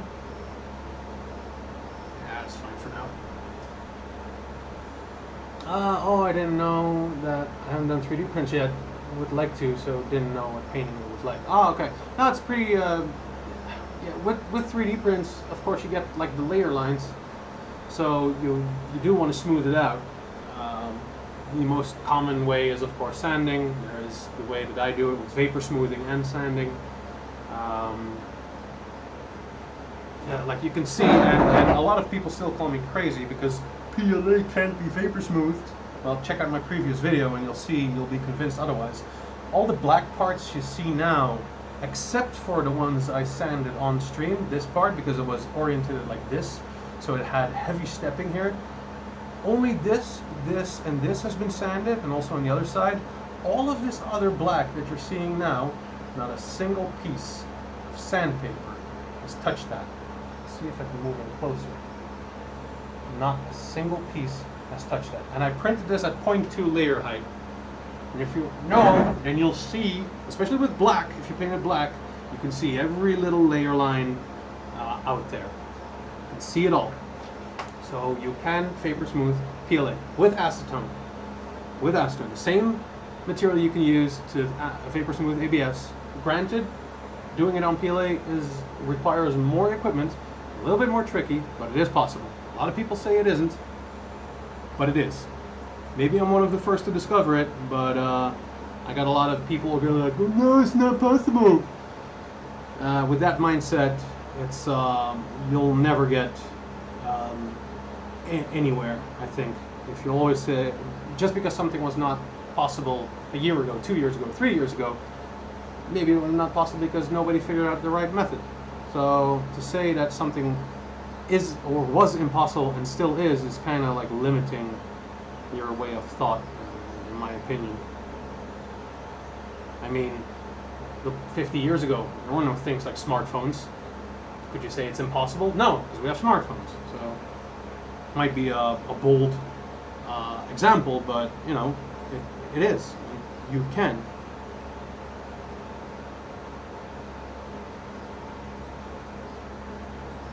We got terrible humidity where I live, so my glues and paints there always go a bit crazy. Yeah, I don't know how it is over there. In Netherlands, it's also pretty humid, especially when it's like hot like today. The humidity just goes, presses you with the heat.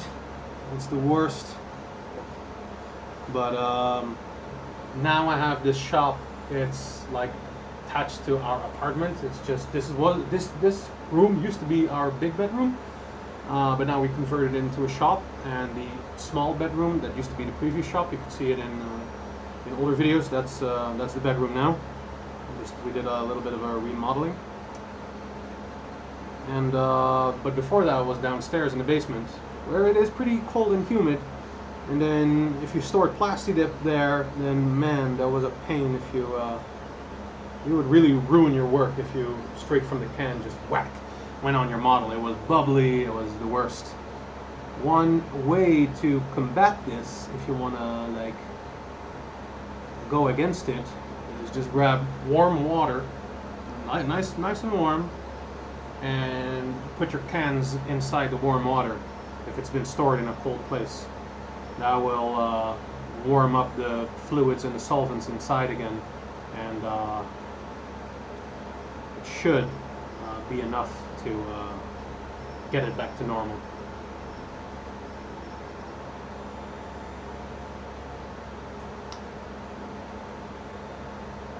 Charlie in the tree line has entered the chat. Everybody say hello to my brother, who is an English teacher in Vietnam.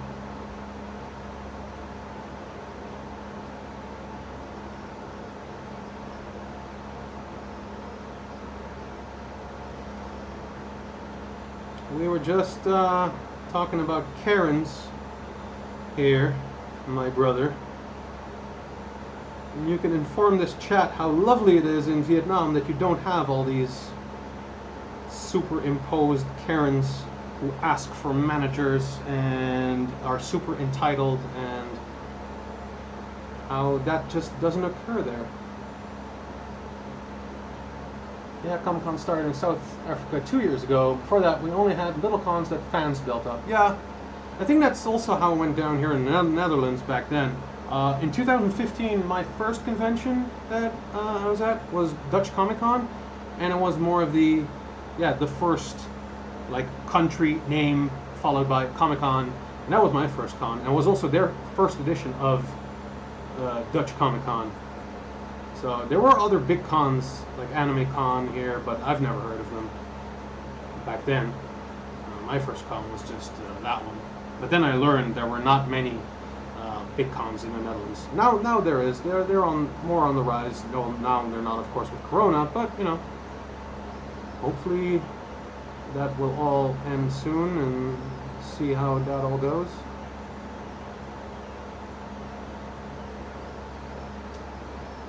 Maybe anything can be possible. I mean, a few years ago we didn't have 3D printing for cosplay. Now people 3D print nearly their whole costumes. Well, yeah. I mean, back in the day, sort of say, there weren't a lot of people with 3D printers. They did commissions. They must have made a fair amount of good money. But also with the rise of cheaper Chinese printers that also pump out like great quality. Like all my printers are of Chinese origin. I have the Creality CR10 and the Creality Ender 3 Pro, and my resin printer, the Elegoo Mars, and they're all Chinese printers, but they work beautifully. Granted, sometimes you have to like calibrate them and, you know, do a fix and everything, but sure beats forking over 2K for like an Ultimaker. I mean, the Ultimakers are not free of maintenance and everything. Sure, it comes assembled at your doorstep, but I think those printers are nice for schools and such. Just take it out of the box, put it down, install the software, and you're good to go. But since I'm buying it for me, a maker printer, where sometimes you have to do some maintenance, remove a part, print and upgrade is more of the better choice.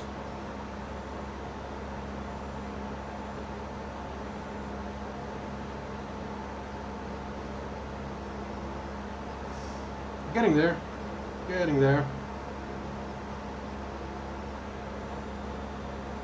Unsure if Overseas Traveler, my brother, is still in the chat. He might have just dropped in and said hi and then left again.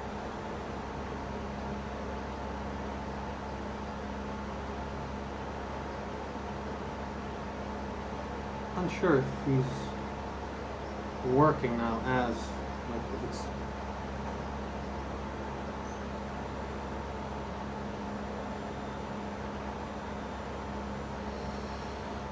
But yeah, Forgotten Soul, your best friend is an English teacher in Vietnam too. Alright, well then he must have had difficulty working up until recent as well. Because my brother had a lot of issues getting to work because, well, all the schools were closed due to Corona.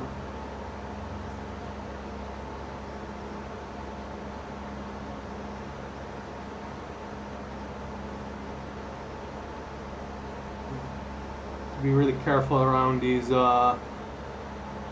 orbs again.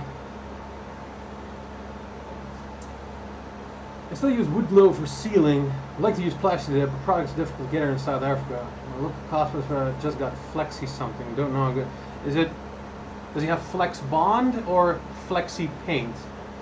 Because Flexi Paint is, I don't know. I'm not behind it, because whenever you get something like, if it's Flexi Paint, from what I've seen, it's like one of these brands that just, it almost looks like they bought something, slapped their own label on it, and sell it, because you don't really get any data on it when you read the label or the description of the page. You're like, hey, what's in it? What is it consists out of? Because what I think it is, if it's Flexi Paint, because you can use that. I use Flex Bond. I don't have anything here, which is just a PVA solution like wood glue. But wood glue cracks, I feel, and Flex Bond does not, and it works the same way. You know, thin it with water, put it on, and it doesn't crack. You can still add color pigments in there, and then it will get a certain color. I think Flexi Paint is sort of that, but with a lot of pigment in it. I might be wrong, but it's so difficult to get like product description of it. Again, maybe somebody found it and I'm just looking at it like half-assed blind. and I'm way off here, but I couldn't find any when I was doing some research on it. Alright, so that part is pretty printed now. Now we got this whole area to do from here all the way to the front.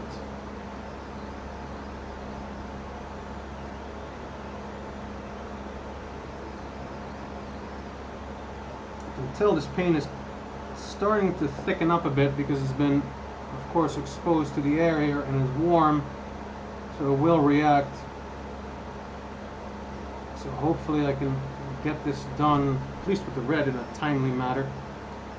Hello. No, I don't need anything. Okay, thanks.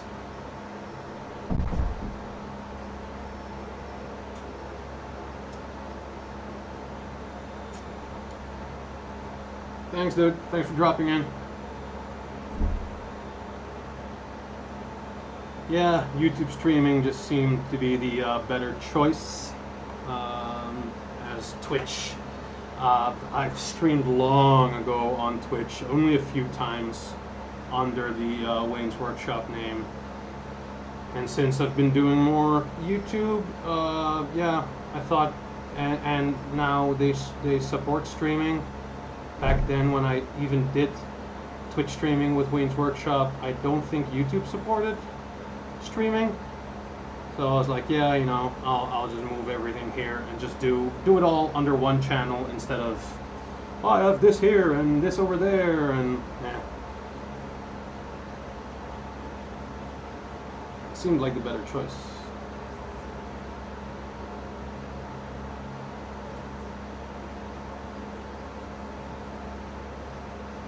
I think it must be Flexi Paint because it's in different colors or in clear. And I thought, yeah, okay, then it's Flexi Paint. Yeah, I don't go by that because, yeah, Flexi Paint, great, it has color in it. If you're like me and you're like doing armors and stuff, I'm gonna airbrush it anyway. So why would I need a flexible sealer with pigment in it? Then I just use Flex Bond. You can also look. Flex Bond might not be available for you in South Africa, but try and look at, write it down maybe. Grab a pen and paper if you don't have one handy, or open a notepad. But before I used Flex Bond, and I only use Flex Bond because I get it partially sponsored. But before that, I was using Art Medium. Art medium is, well, it's like the name says, it's a medium they use in art primarily to cover a canvas before, like treating a canvas to make it like take paint better, and it kind of has the same properties as the PVA wood glue does. It goes on smooth. You can thin it with water. It dries transparent. However, it is very, very flexible even when it dried. And then if you airbrush that, the airbrush paints are also flexible, and then you have non-cracking foam armor. So what I used to use is Art Medium. You can look up under that name.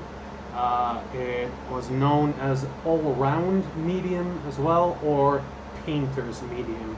So check if you can get like maybe small bottles or samples in South Africa. Maybe it's already available there because it isn't per se a cosplay product, but more of a painter's product for like canvas painting. Maybe that's available and you can try that out. Sven, oi, Wednesday where to go? All right, cool. Thanks for letting me know. Totally not related to painting or stream, but I do that to his gaming stream as well. We can't reach each other, we'll just check out if he's streaming and then just convey the message there. It's like, yo, you're gonna have dinner. Okay, cool. No, Sven is moving to his new place on Wednesday, and I'm gonna help him move.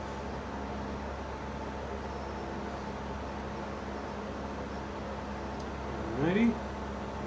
almost done with the first layer of everything red. And then we're going to see what needs a second layer.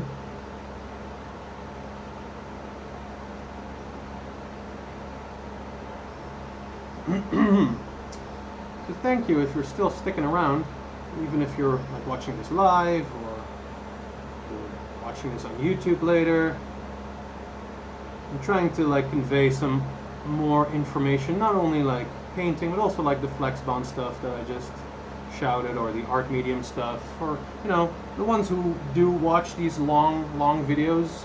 Not everybody does, because you know, these days it's all like, oh, 10 minutes is too long.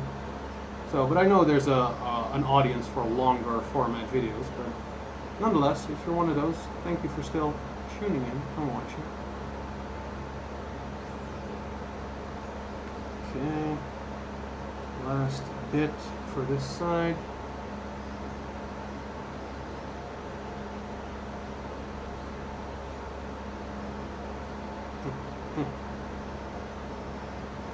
All right. So now, let's see. Now it has all the red details, like up top here in the nose, down in the chin, and all the way to the back. So the one I painted first was this side. I have to hold it like this because there's no painted edges here. And let's see. Now it probably still is a bit wet because this is enamel paints, so it's oil based. It takes a while to completely dry, but I think it might be dry enough to at least add that second coat. Show me progress then. Yeah, like here's progress, dude. Yeah, I think that's available for the art people. All right, thank you. I'll check it out and see if that helps, because I do like wood glue, but it does prep. Yeah, it does. It really does. That's usually it's the first thing people go to, because it's in almost any beginner cosplay making tutorial. Wood glue does get mentioned because it's fairly cheap. You can get like a size of bottle like this for super cheap, and when you realize that a lot of cosplayers are also like maybe college students who don't have a lot of money, or whatever your situation is, wood glue is the cheaper option, of course. But in my opinion, it's not the best. And if you do have the money, then yeah, do go over to the art medium stuff, the flex bond stuff. What I even do with because I do have Plasti Dip,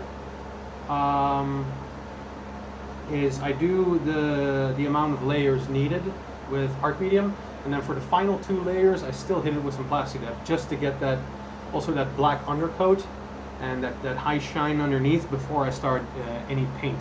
And that just gives me an additional 2 quick layers of sealant, just because you're like spraying those last final bits. Where did I start with the... I think I started around the orb thing, so I'll hit that up first.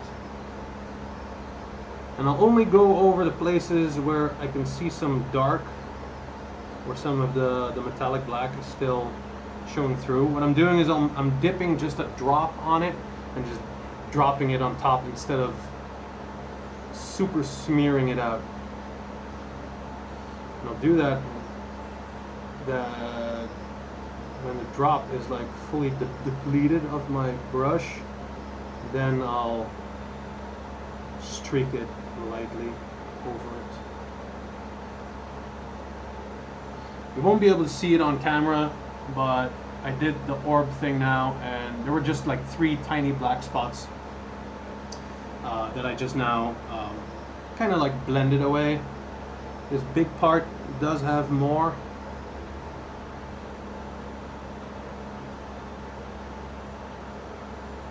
Again, stroke gently, but I don't want to like damage the layer underneath.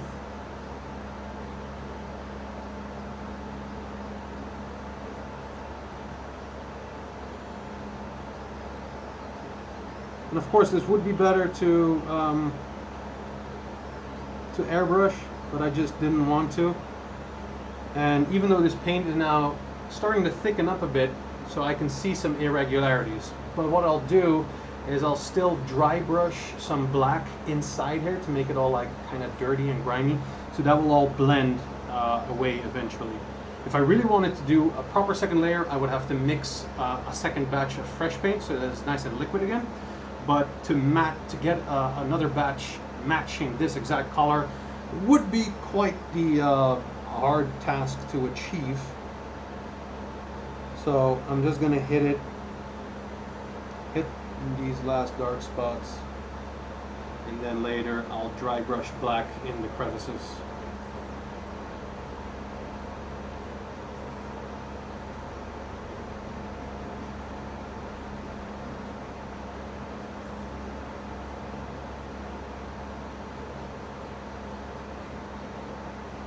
That is taking this thick paint now quite well.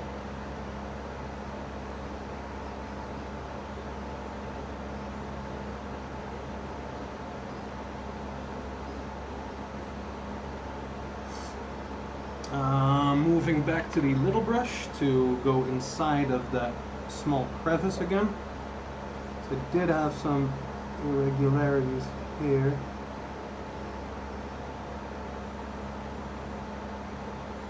Well, not the best. I do want to kind of have a straight line where red ends and black starts. Straight as can be, at least.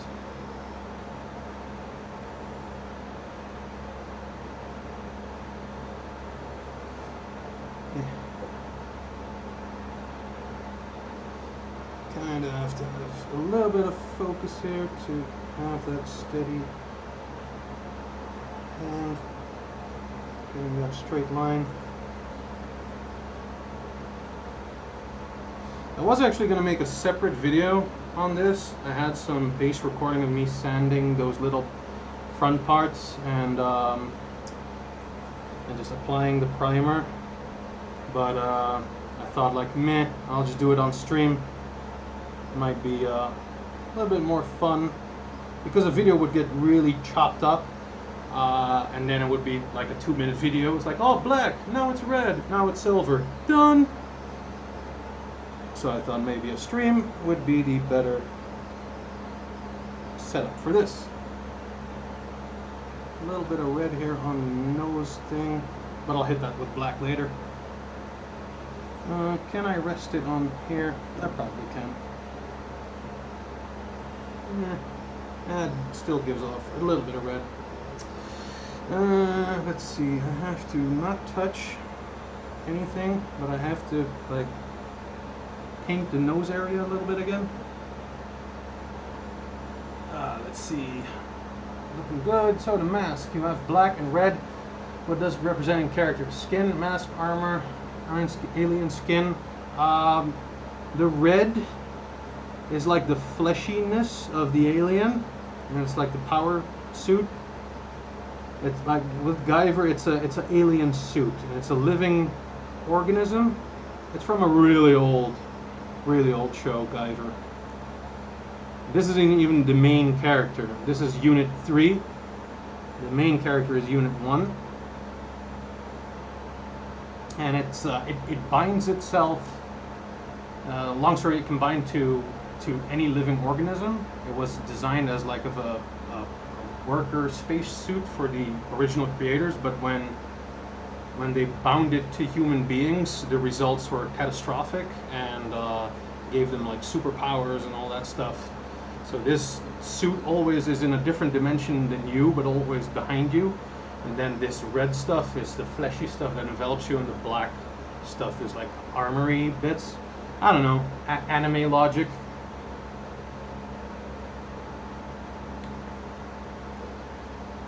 You can look it up on YouTube, like look for Google Images and then just type in Guyver, or Guyver 1, Guyver 2, Guyver 3.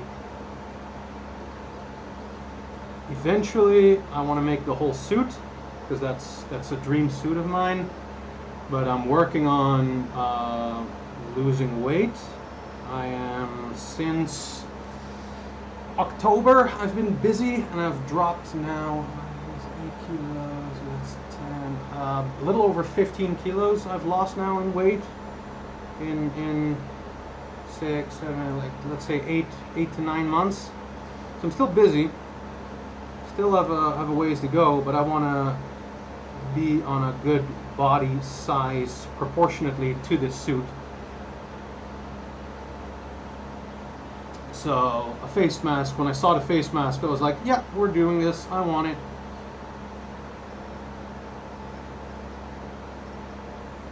Because it's just nice. This guy had it available for 3D printing, so I bought it and printed it, and now we're painting it. With painting, you practice a lot on scrap parts, etc. before getting better at it. I'm so terrified to pick outfits that are detailed painting because I'm not a painter. I'm not a painter at all. Again, I don't know if you were here in the beginning when I first mentioned this. This, what you're saying now, you're terrified or you're worrying too much, and that prevents you from doing. And this is my philosophy. Whatever it is in cosplay that you want to do, I hear this a lot with Arduino coding as well. I didn't know shit about Arduino coding. You're afraid that it goes wrong, but it's just like any other thing. What can you do already? You've made cosplay. You're making a pharaoh already. You weren't able to do that before, but how did you do it? You maybe watched some tutorials. You started cutting out some foam, gluing stuff together.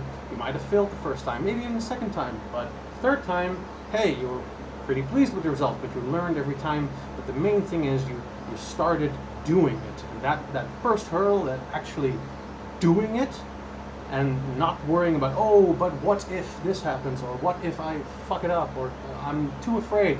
Just skip all that, do it, and you'll get in the flow. And yeah, you'll make mistakes, but you'll learn, and then you get better. And that's how you probably also started your Farah, or I don't know what other projects you did before.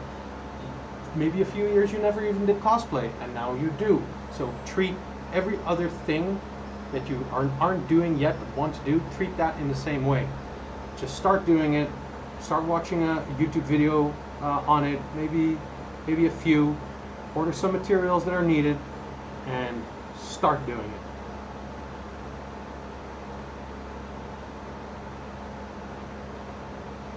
That's basically how I do it with everything. I didn't have an airbrush. I didn't know how to airbrush for shit. First airbrush, simple Chinese one off of AliExpress, cheapest one I could find, with a shitty ass compressor, and just went from there. Practiced.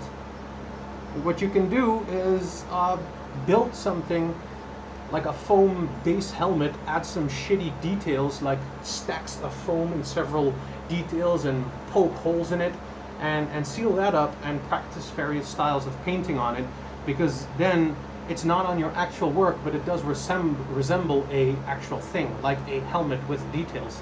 Those details, those type of details, will also you'll also come across those on actual works, and then you'll just practice on a helmet that is intended and built for practice runs. I still have, I think I do, I have an example of that. When I'm unsure how a material will respond to foam, I don't know if I still have it here. It's well hidden. Ah, here. You can see how nasty and dusty this is. I've built at one point 3 of these foam things, and it's just in a basic shape. And you can see some blue here, you can see some white on the other side, and some streaks and some fading. I think there's already like 10 different layer types on this. These things I have built solely for the purpose of testing stuff or practicing stuff. This is a disposable one. It's now hella dirty, but I can clean it, cover it with a layer of Plastidep or wood glue or whatever, prime it, and you're good to go. You can practice on it again. And that's why I keep these things. These, you can see these in a really old YouTube video where I have 3 of these, and that's their purpose in life: practice and testing. And I still have them.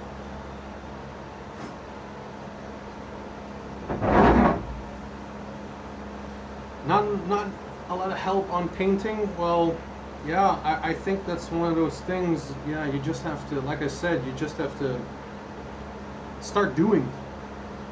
Just start doing it. Like, if you have some foam there built, maybe you still have the patterns for the arm of Farah. build that one again, and that's your testing piece. It has all different shapes and forms, and that'll be your practice one. And if you mess up the paint, or you want to, in the future, you have a different project, just seal that thing again, and it's all in one color again, and then practice painting it on paint techniques, practice paint techniques on that again. I'm rambling with my words, but you get what I mean. Build a test piece, a form that is its purpose in life, to be your guinea pig, basically. You have a whole fair, perfect. That's test subject Farah.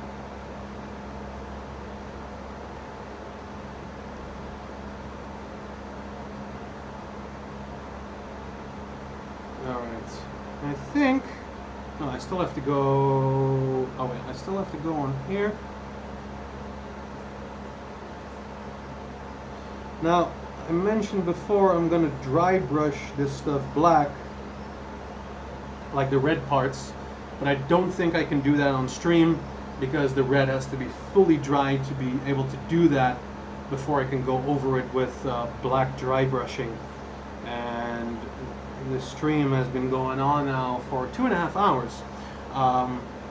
And even after that, the first side we painted was still not completely dry. So yeah, at the very earliest I can do it tomorrow, but I probably won't be streaming that because it's just dry brushing. I think this edge is pretty okay, except for some edges here. This paint is drying up really hard now, so I have to finish up with red. I won't run into this problem with silver because I don't have to mix a batch of silver. But I think for the red paint, it all has a good amount of layers. Just have to do this part quickly on the inside, that it goes nice on the inside, because I kind of forgot to do this bottom bit.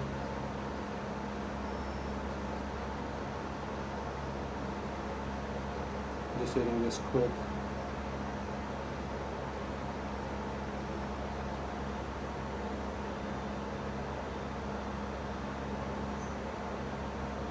Alright.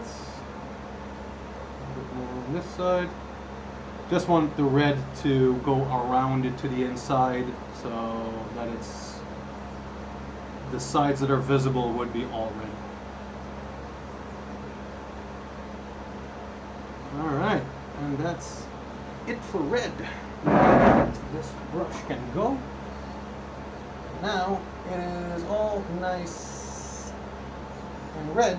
Now the only thing that remains is that needs to be silver, that needs to be silver, and the same on the other side. And then the painting is already done. So this red can be chucked away. I'm not going to use that one because it has some red on it. Use top of the cup again. This brush can be tossed as well. And we'll grab, I think this more of a flat brush for the silver. And I'm using the Chrome Silver X11 from Tamiya. So, shake it up a bit. Oh hell yeah! I'll for sure add pictures to Instagram for sure. I'm still wondering if I should do that. Ooh, this silver is. I might have thinned this silver at one point. Oh no, it's just a little bit cloggy and lumpy. Probably all the pigment. I haven't used this color in a while, so I guess everything sank to the bottom. And I have to just mix this up a little bit. But yeah, I get the standpoint that you're like terrified or afraid that something will go wrong when you try out a new thing. I get it a lot when, especially when I post something that's Arduino related, that like, oh, I wish I knew how to code. I didn't know how to code. I still don't know. I mean, it's very basic, that what I know. But I wanted to do, it started with the Iron Man faceplate that I wanted it to move, and I didn't do it alone. I got help as well. The same with cosplay, Facebook groups, and help forums. It's the same with that community with Arduino. If you run into a problem because you have some basic knowledge and it still doesn't work, there is a community out there that will help you. You can post your entire code. And more often than not, somebody will go like, "Hi, this is what you did wrong, and if you fix this and this," and you know, there are a lot of different. There are so many different kinds of maker communities out there. It's not just cosplay. It's 3D printing, Arduino, I mean, it's woodworking. There's so many. All right, let's start out with, we'll add a little bit to our upside down cup. And we'll toss that, put that down. I do want to close this before I knock it over. All right. See, I'll start with the small spheroid thingy.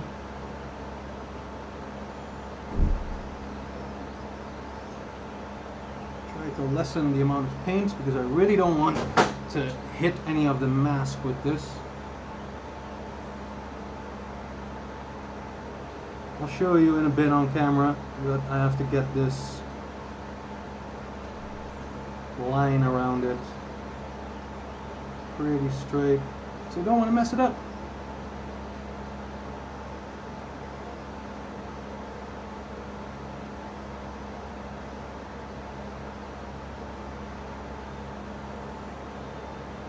There we go.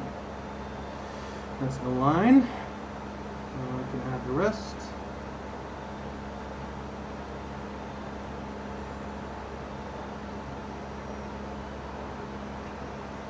A little bit more paint. And might have to hit this with a second layer eventually as well, but a little bit much on here. See if you can stroke that off. Come on.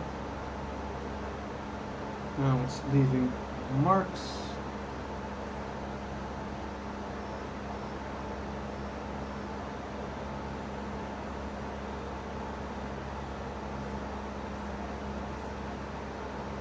There we go.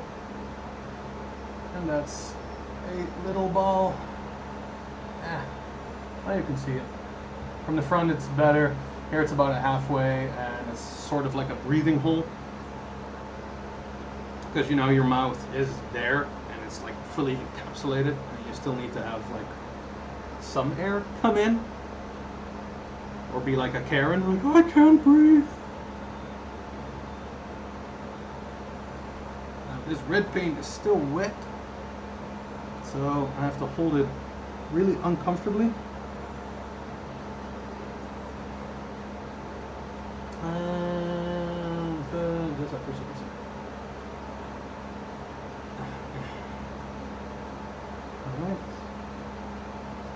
Yeah, I'm sure gonna touch this red paint, but it's on the bottom, so it's kind of okay.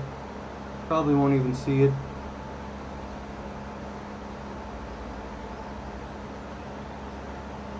Alright.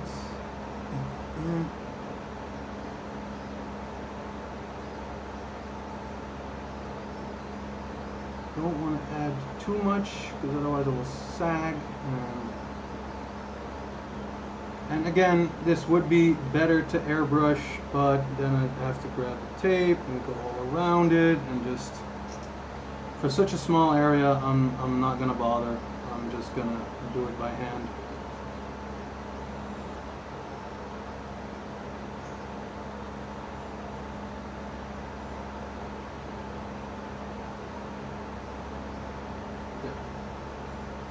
And now we have two orbs on the front. And that little bit of silver does separate it nicely from the red and the black. Just join your Facebook group and join a few others, and you do help a lot. I have to learn to ask for help. That's on me. Yeah, a lot of people don't. Like, I intended to start that group, and I haven't been active too much in there as well myself. As you know, priorities changed, started a business and all that stuff. The group is there for help, but as long as people are not like posting stuff, then it's not going to help.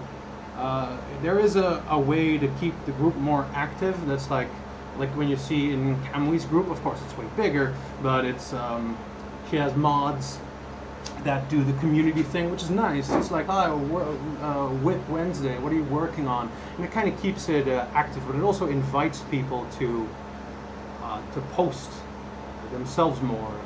If you see activity on it, you can see the group is alive, and that kind of is inviting to people to also post when they do have a question.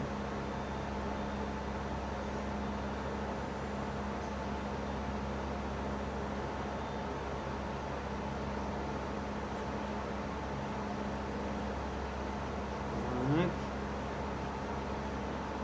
Just hitting this all with some silver.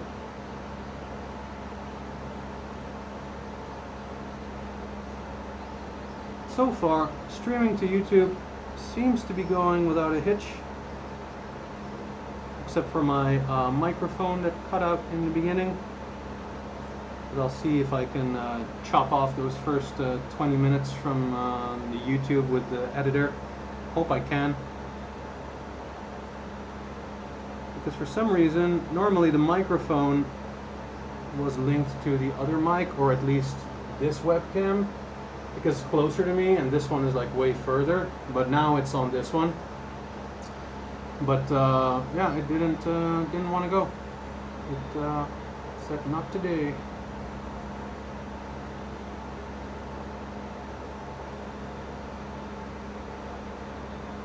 So I'm still unsure if I should go out in public with this and use the thrusters in public to enforce social distancing. If I'm gonna have to bring my girlfriend, and she needs to like videotape me then. Just imagine if it comes down to like me getting punched in the face and it gets into a street fight. How dare you blast me in the face? Get away from me! Psh.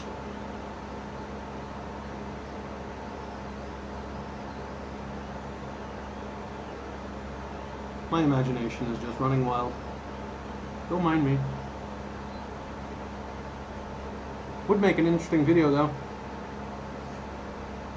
Cosplayer gets in street fight at local grocery store over social distancing.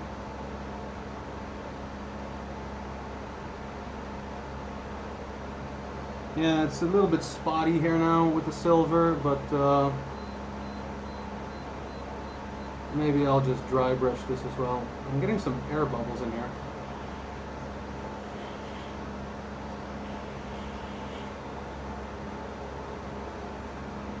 Because I'm tapping everything, so.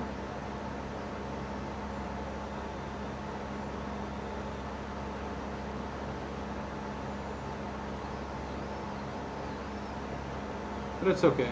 It can look a little bit worn. That's quite alright.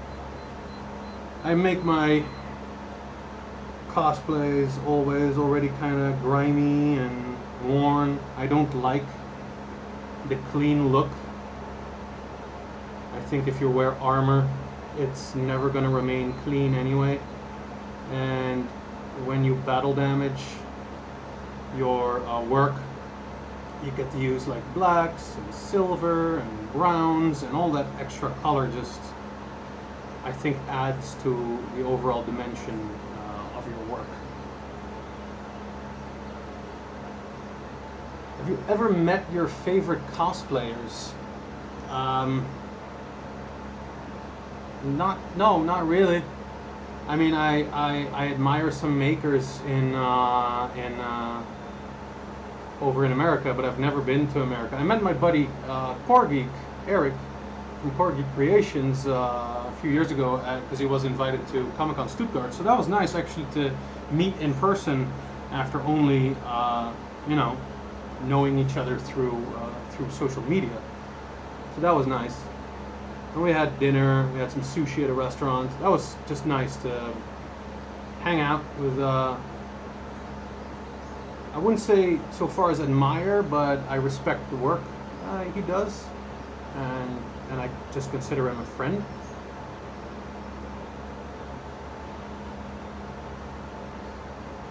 I don't know, I'm never that starstruck, if you can call it that. I'm not calling anybody a star, but not like fun. Oh my God, it's you! No, I'm very down to earth like that. I mean, I always related to like, oh, you're just same as any other human. You know, you get up, take a shit, and do a coffee, and then you build stuff. It might be a very straightforward analysis, but that's just how I see it. I mean.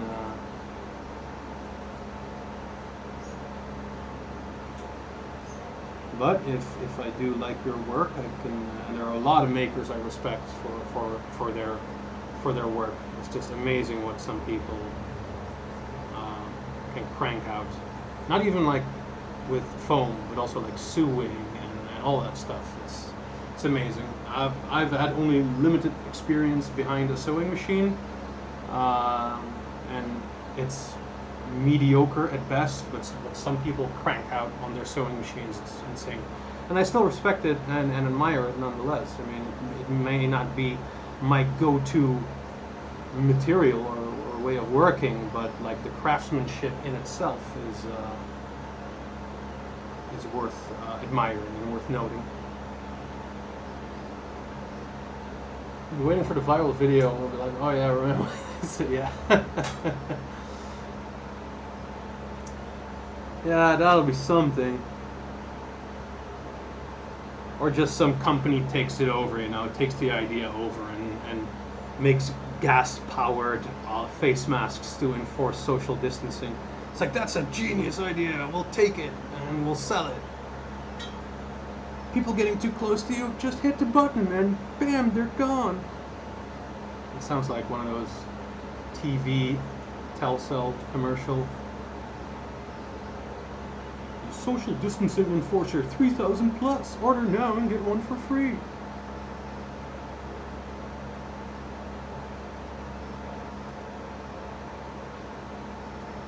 Almost done with this, but again, this is meant to be airbrushed, so it's getting a little bit spotty.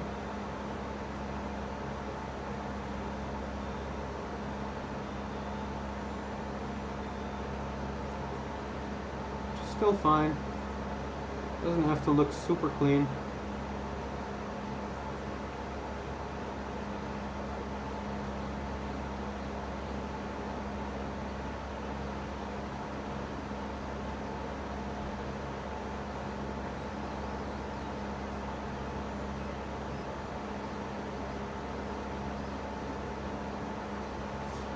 Seems the texture on the side takes paint better than up top. I don't know why. Maybe it's more smoothed out here because of the vapor smoothing than opposed to on the side, but it's a little bit more difficult to get paint to stick. So far, it's looking pretty good. And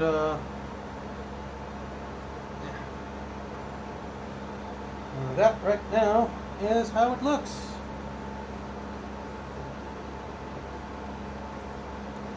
And not to toot my own horn, but I think it looks pretty dope. Pretty badass. I'm gonna lay it flat on this side for a bit, because then it will hit the top of the nose, which is black, and nothing of the red part. Let's see. Will it be better mask than some of the masks out there? Yeah. But wait, there's more.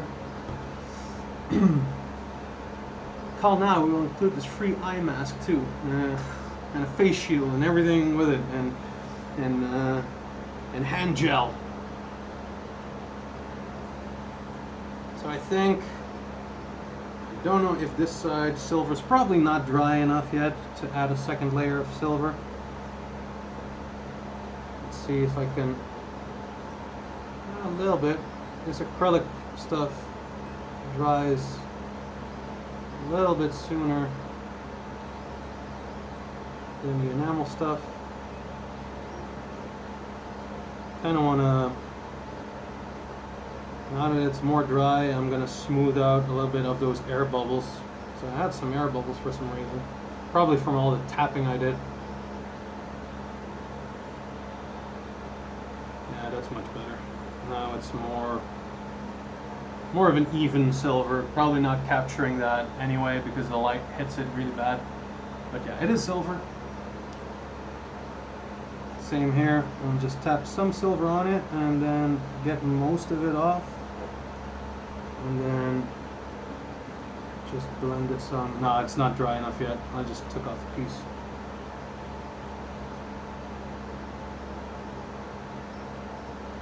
Yeah, this is forming a layer as well. So, just for this last bit, I'm gonna dunk it straight out of the jar.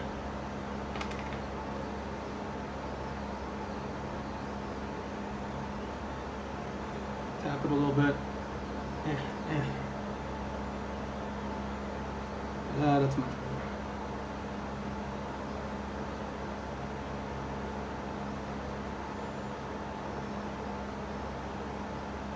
Much better. A little bit. I'll knock it on here.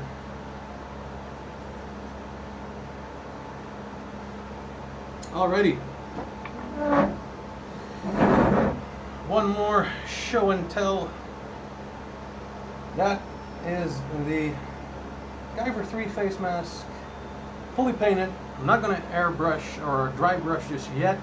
I can put it on my head, but I think the red will like hit me in the face, so I'll just do this,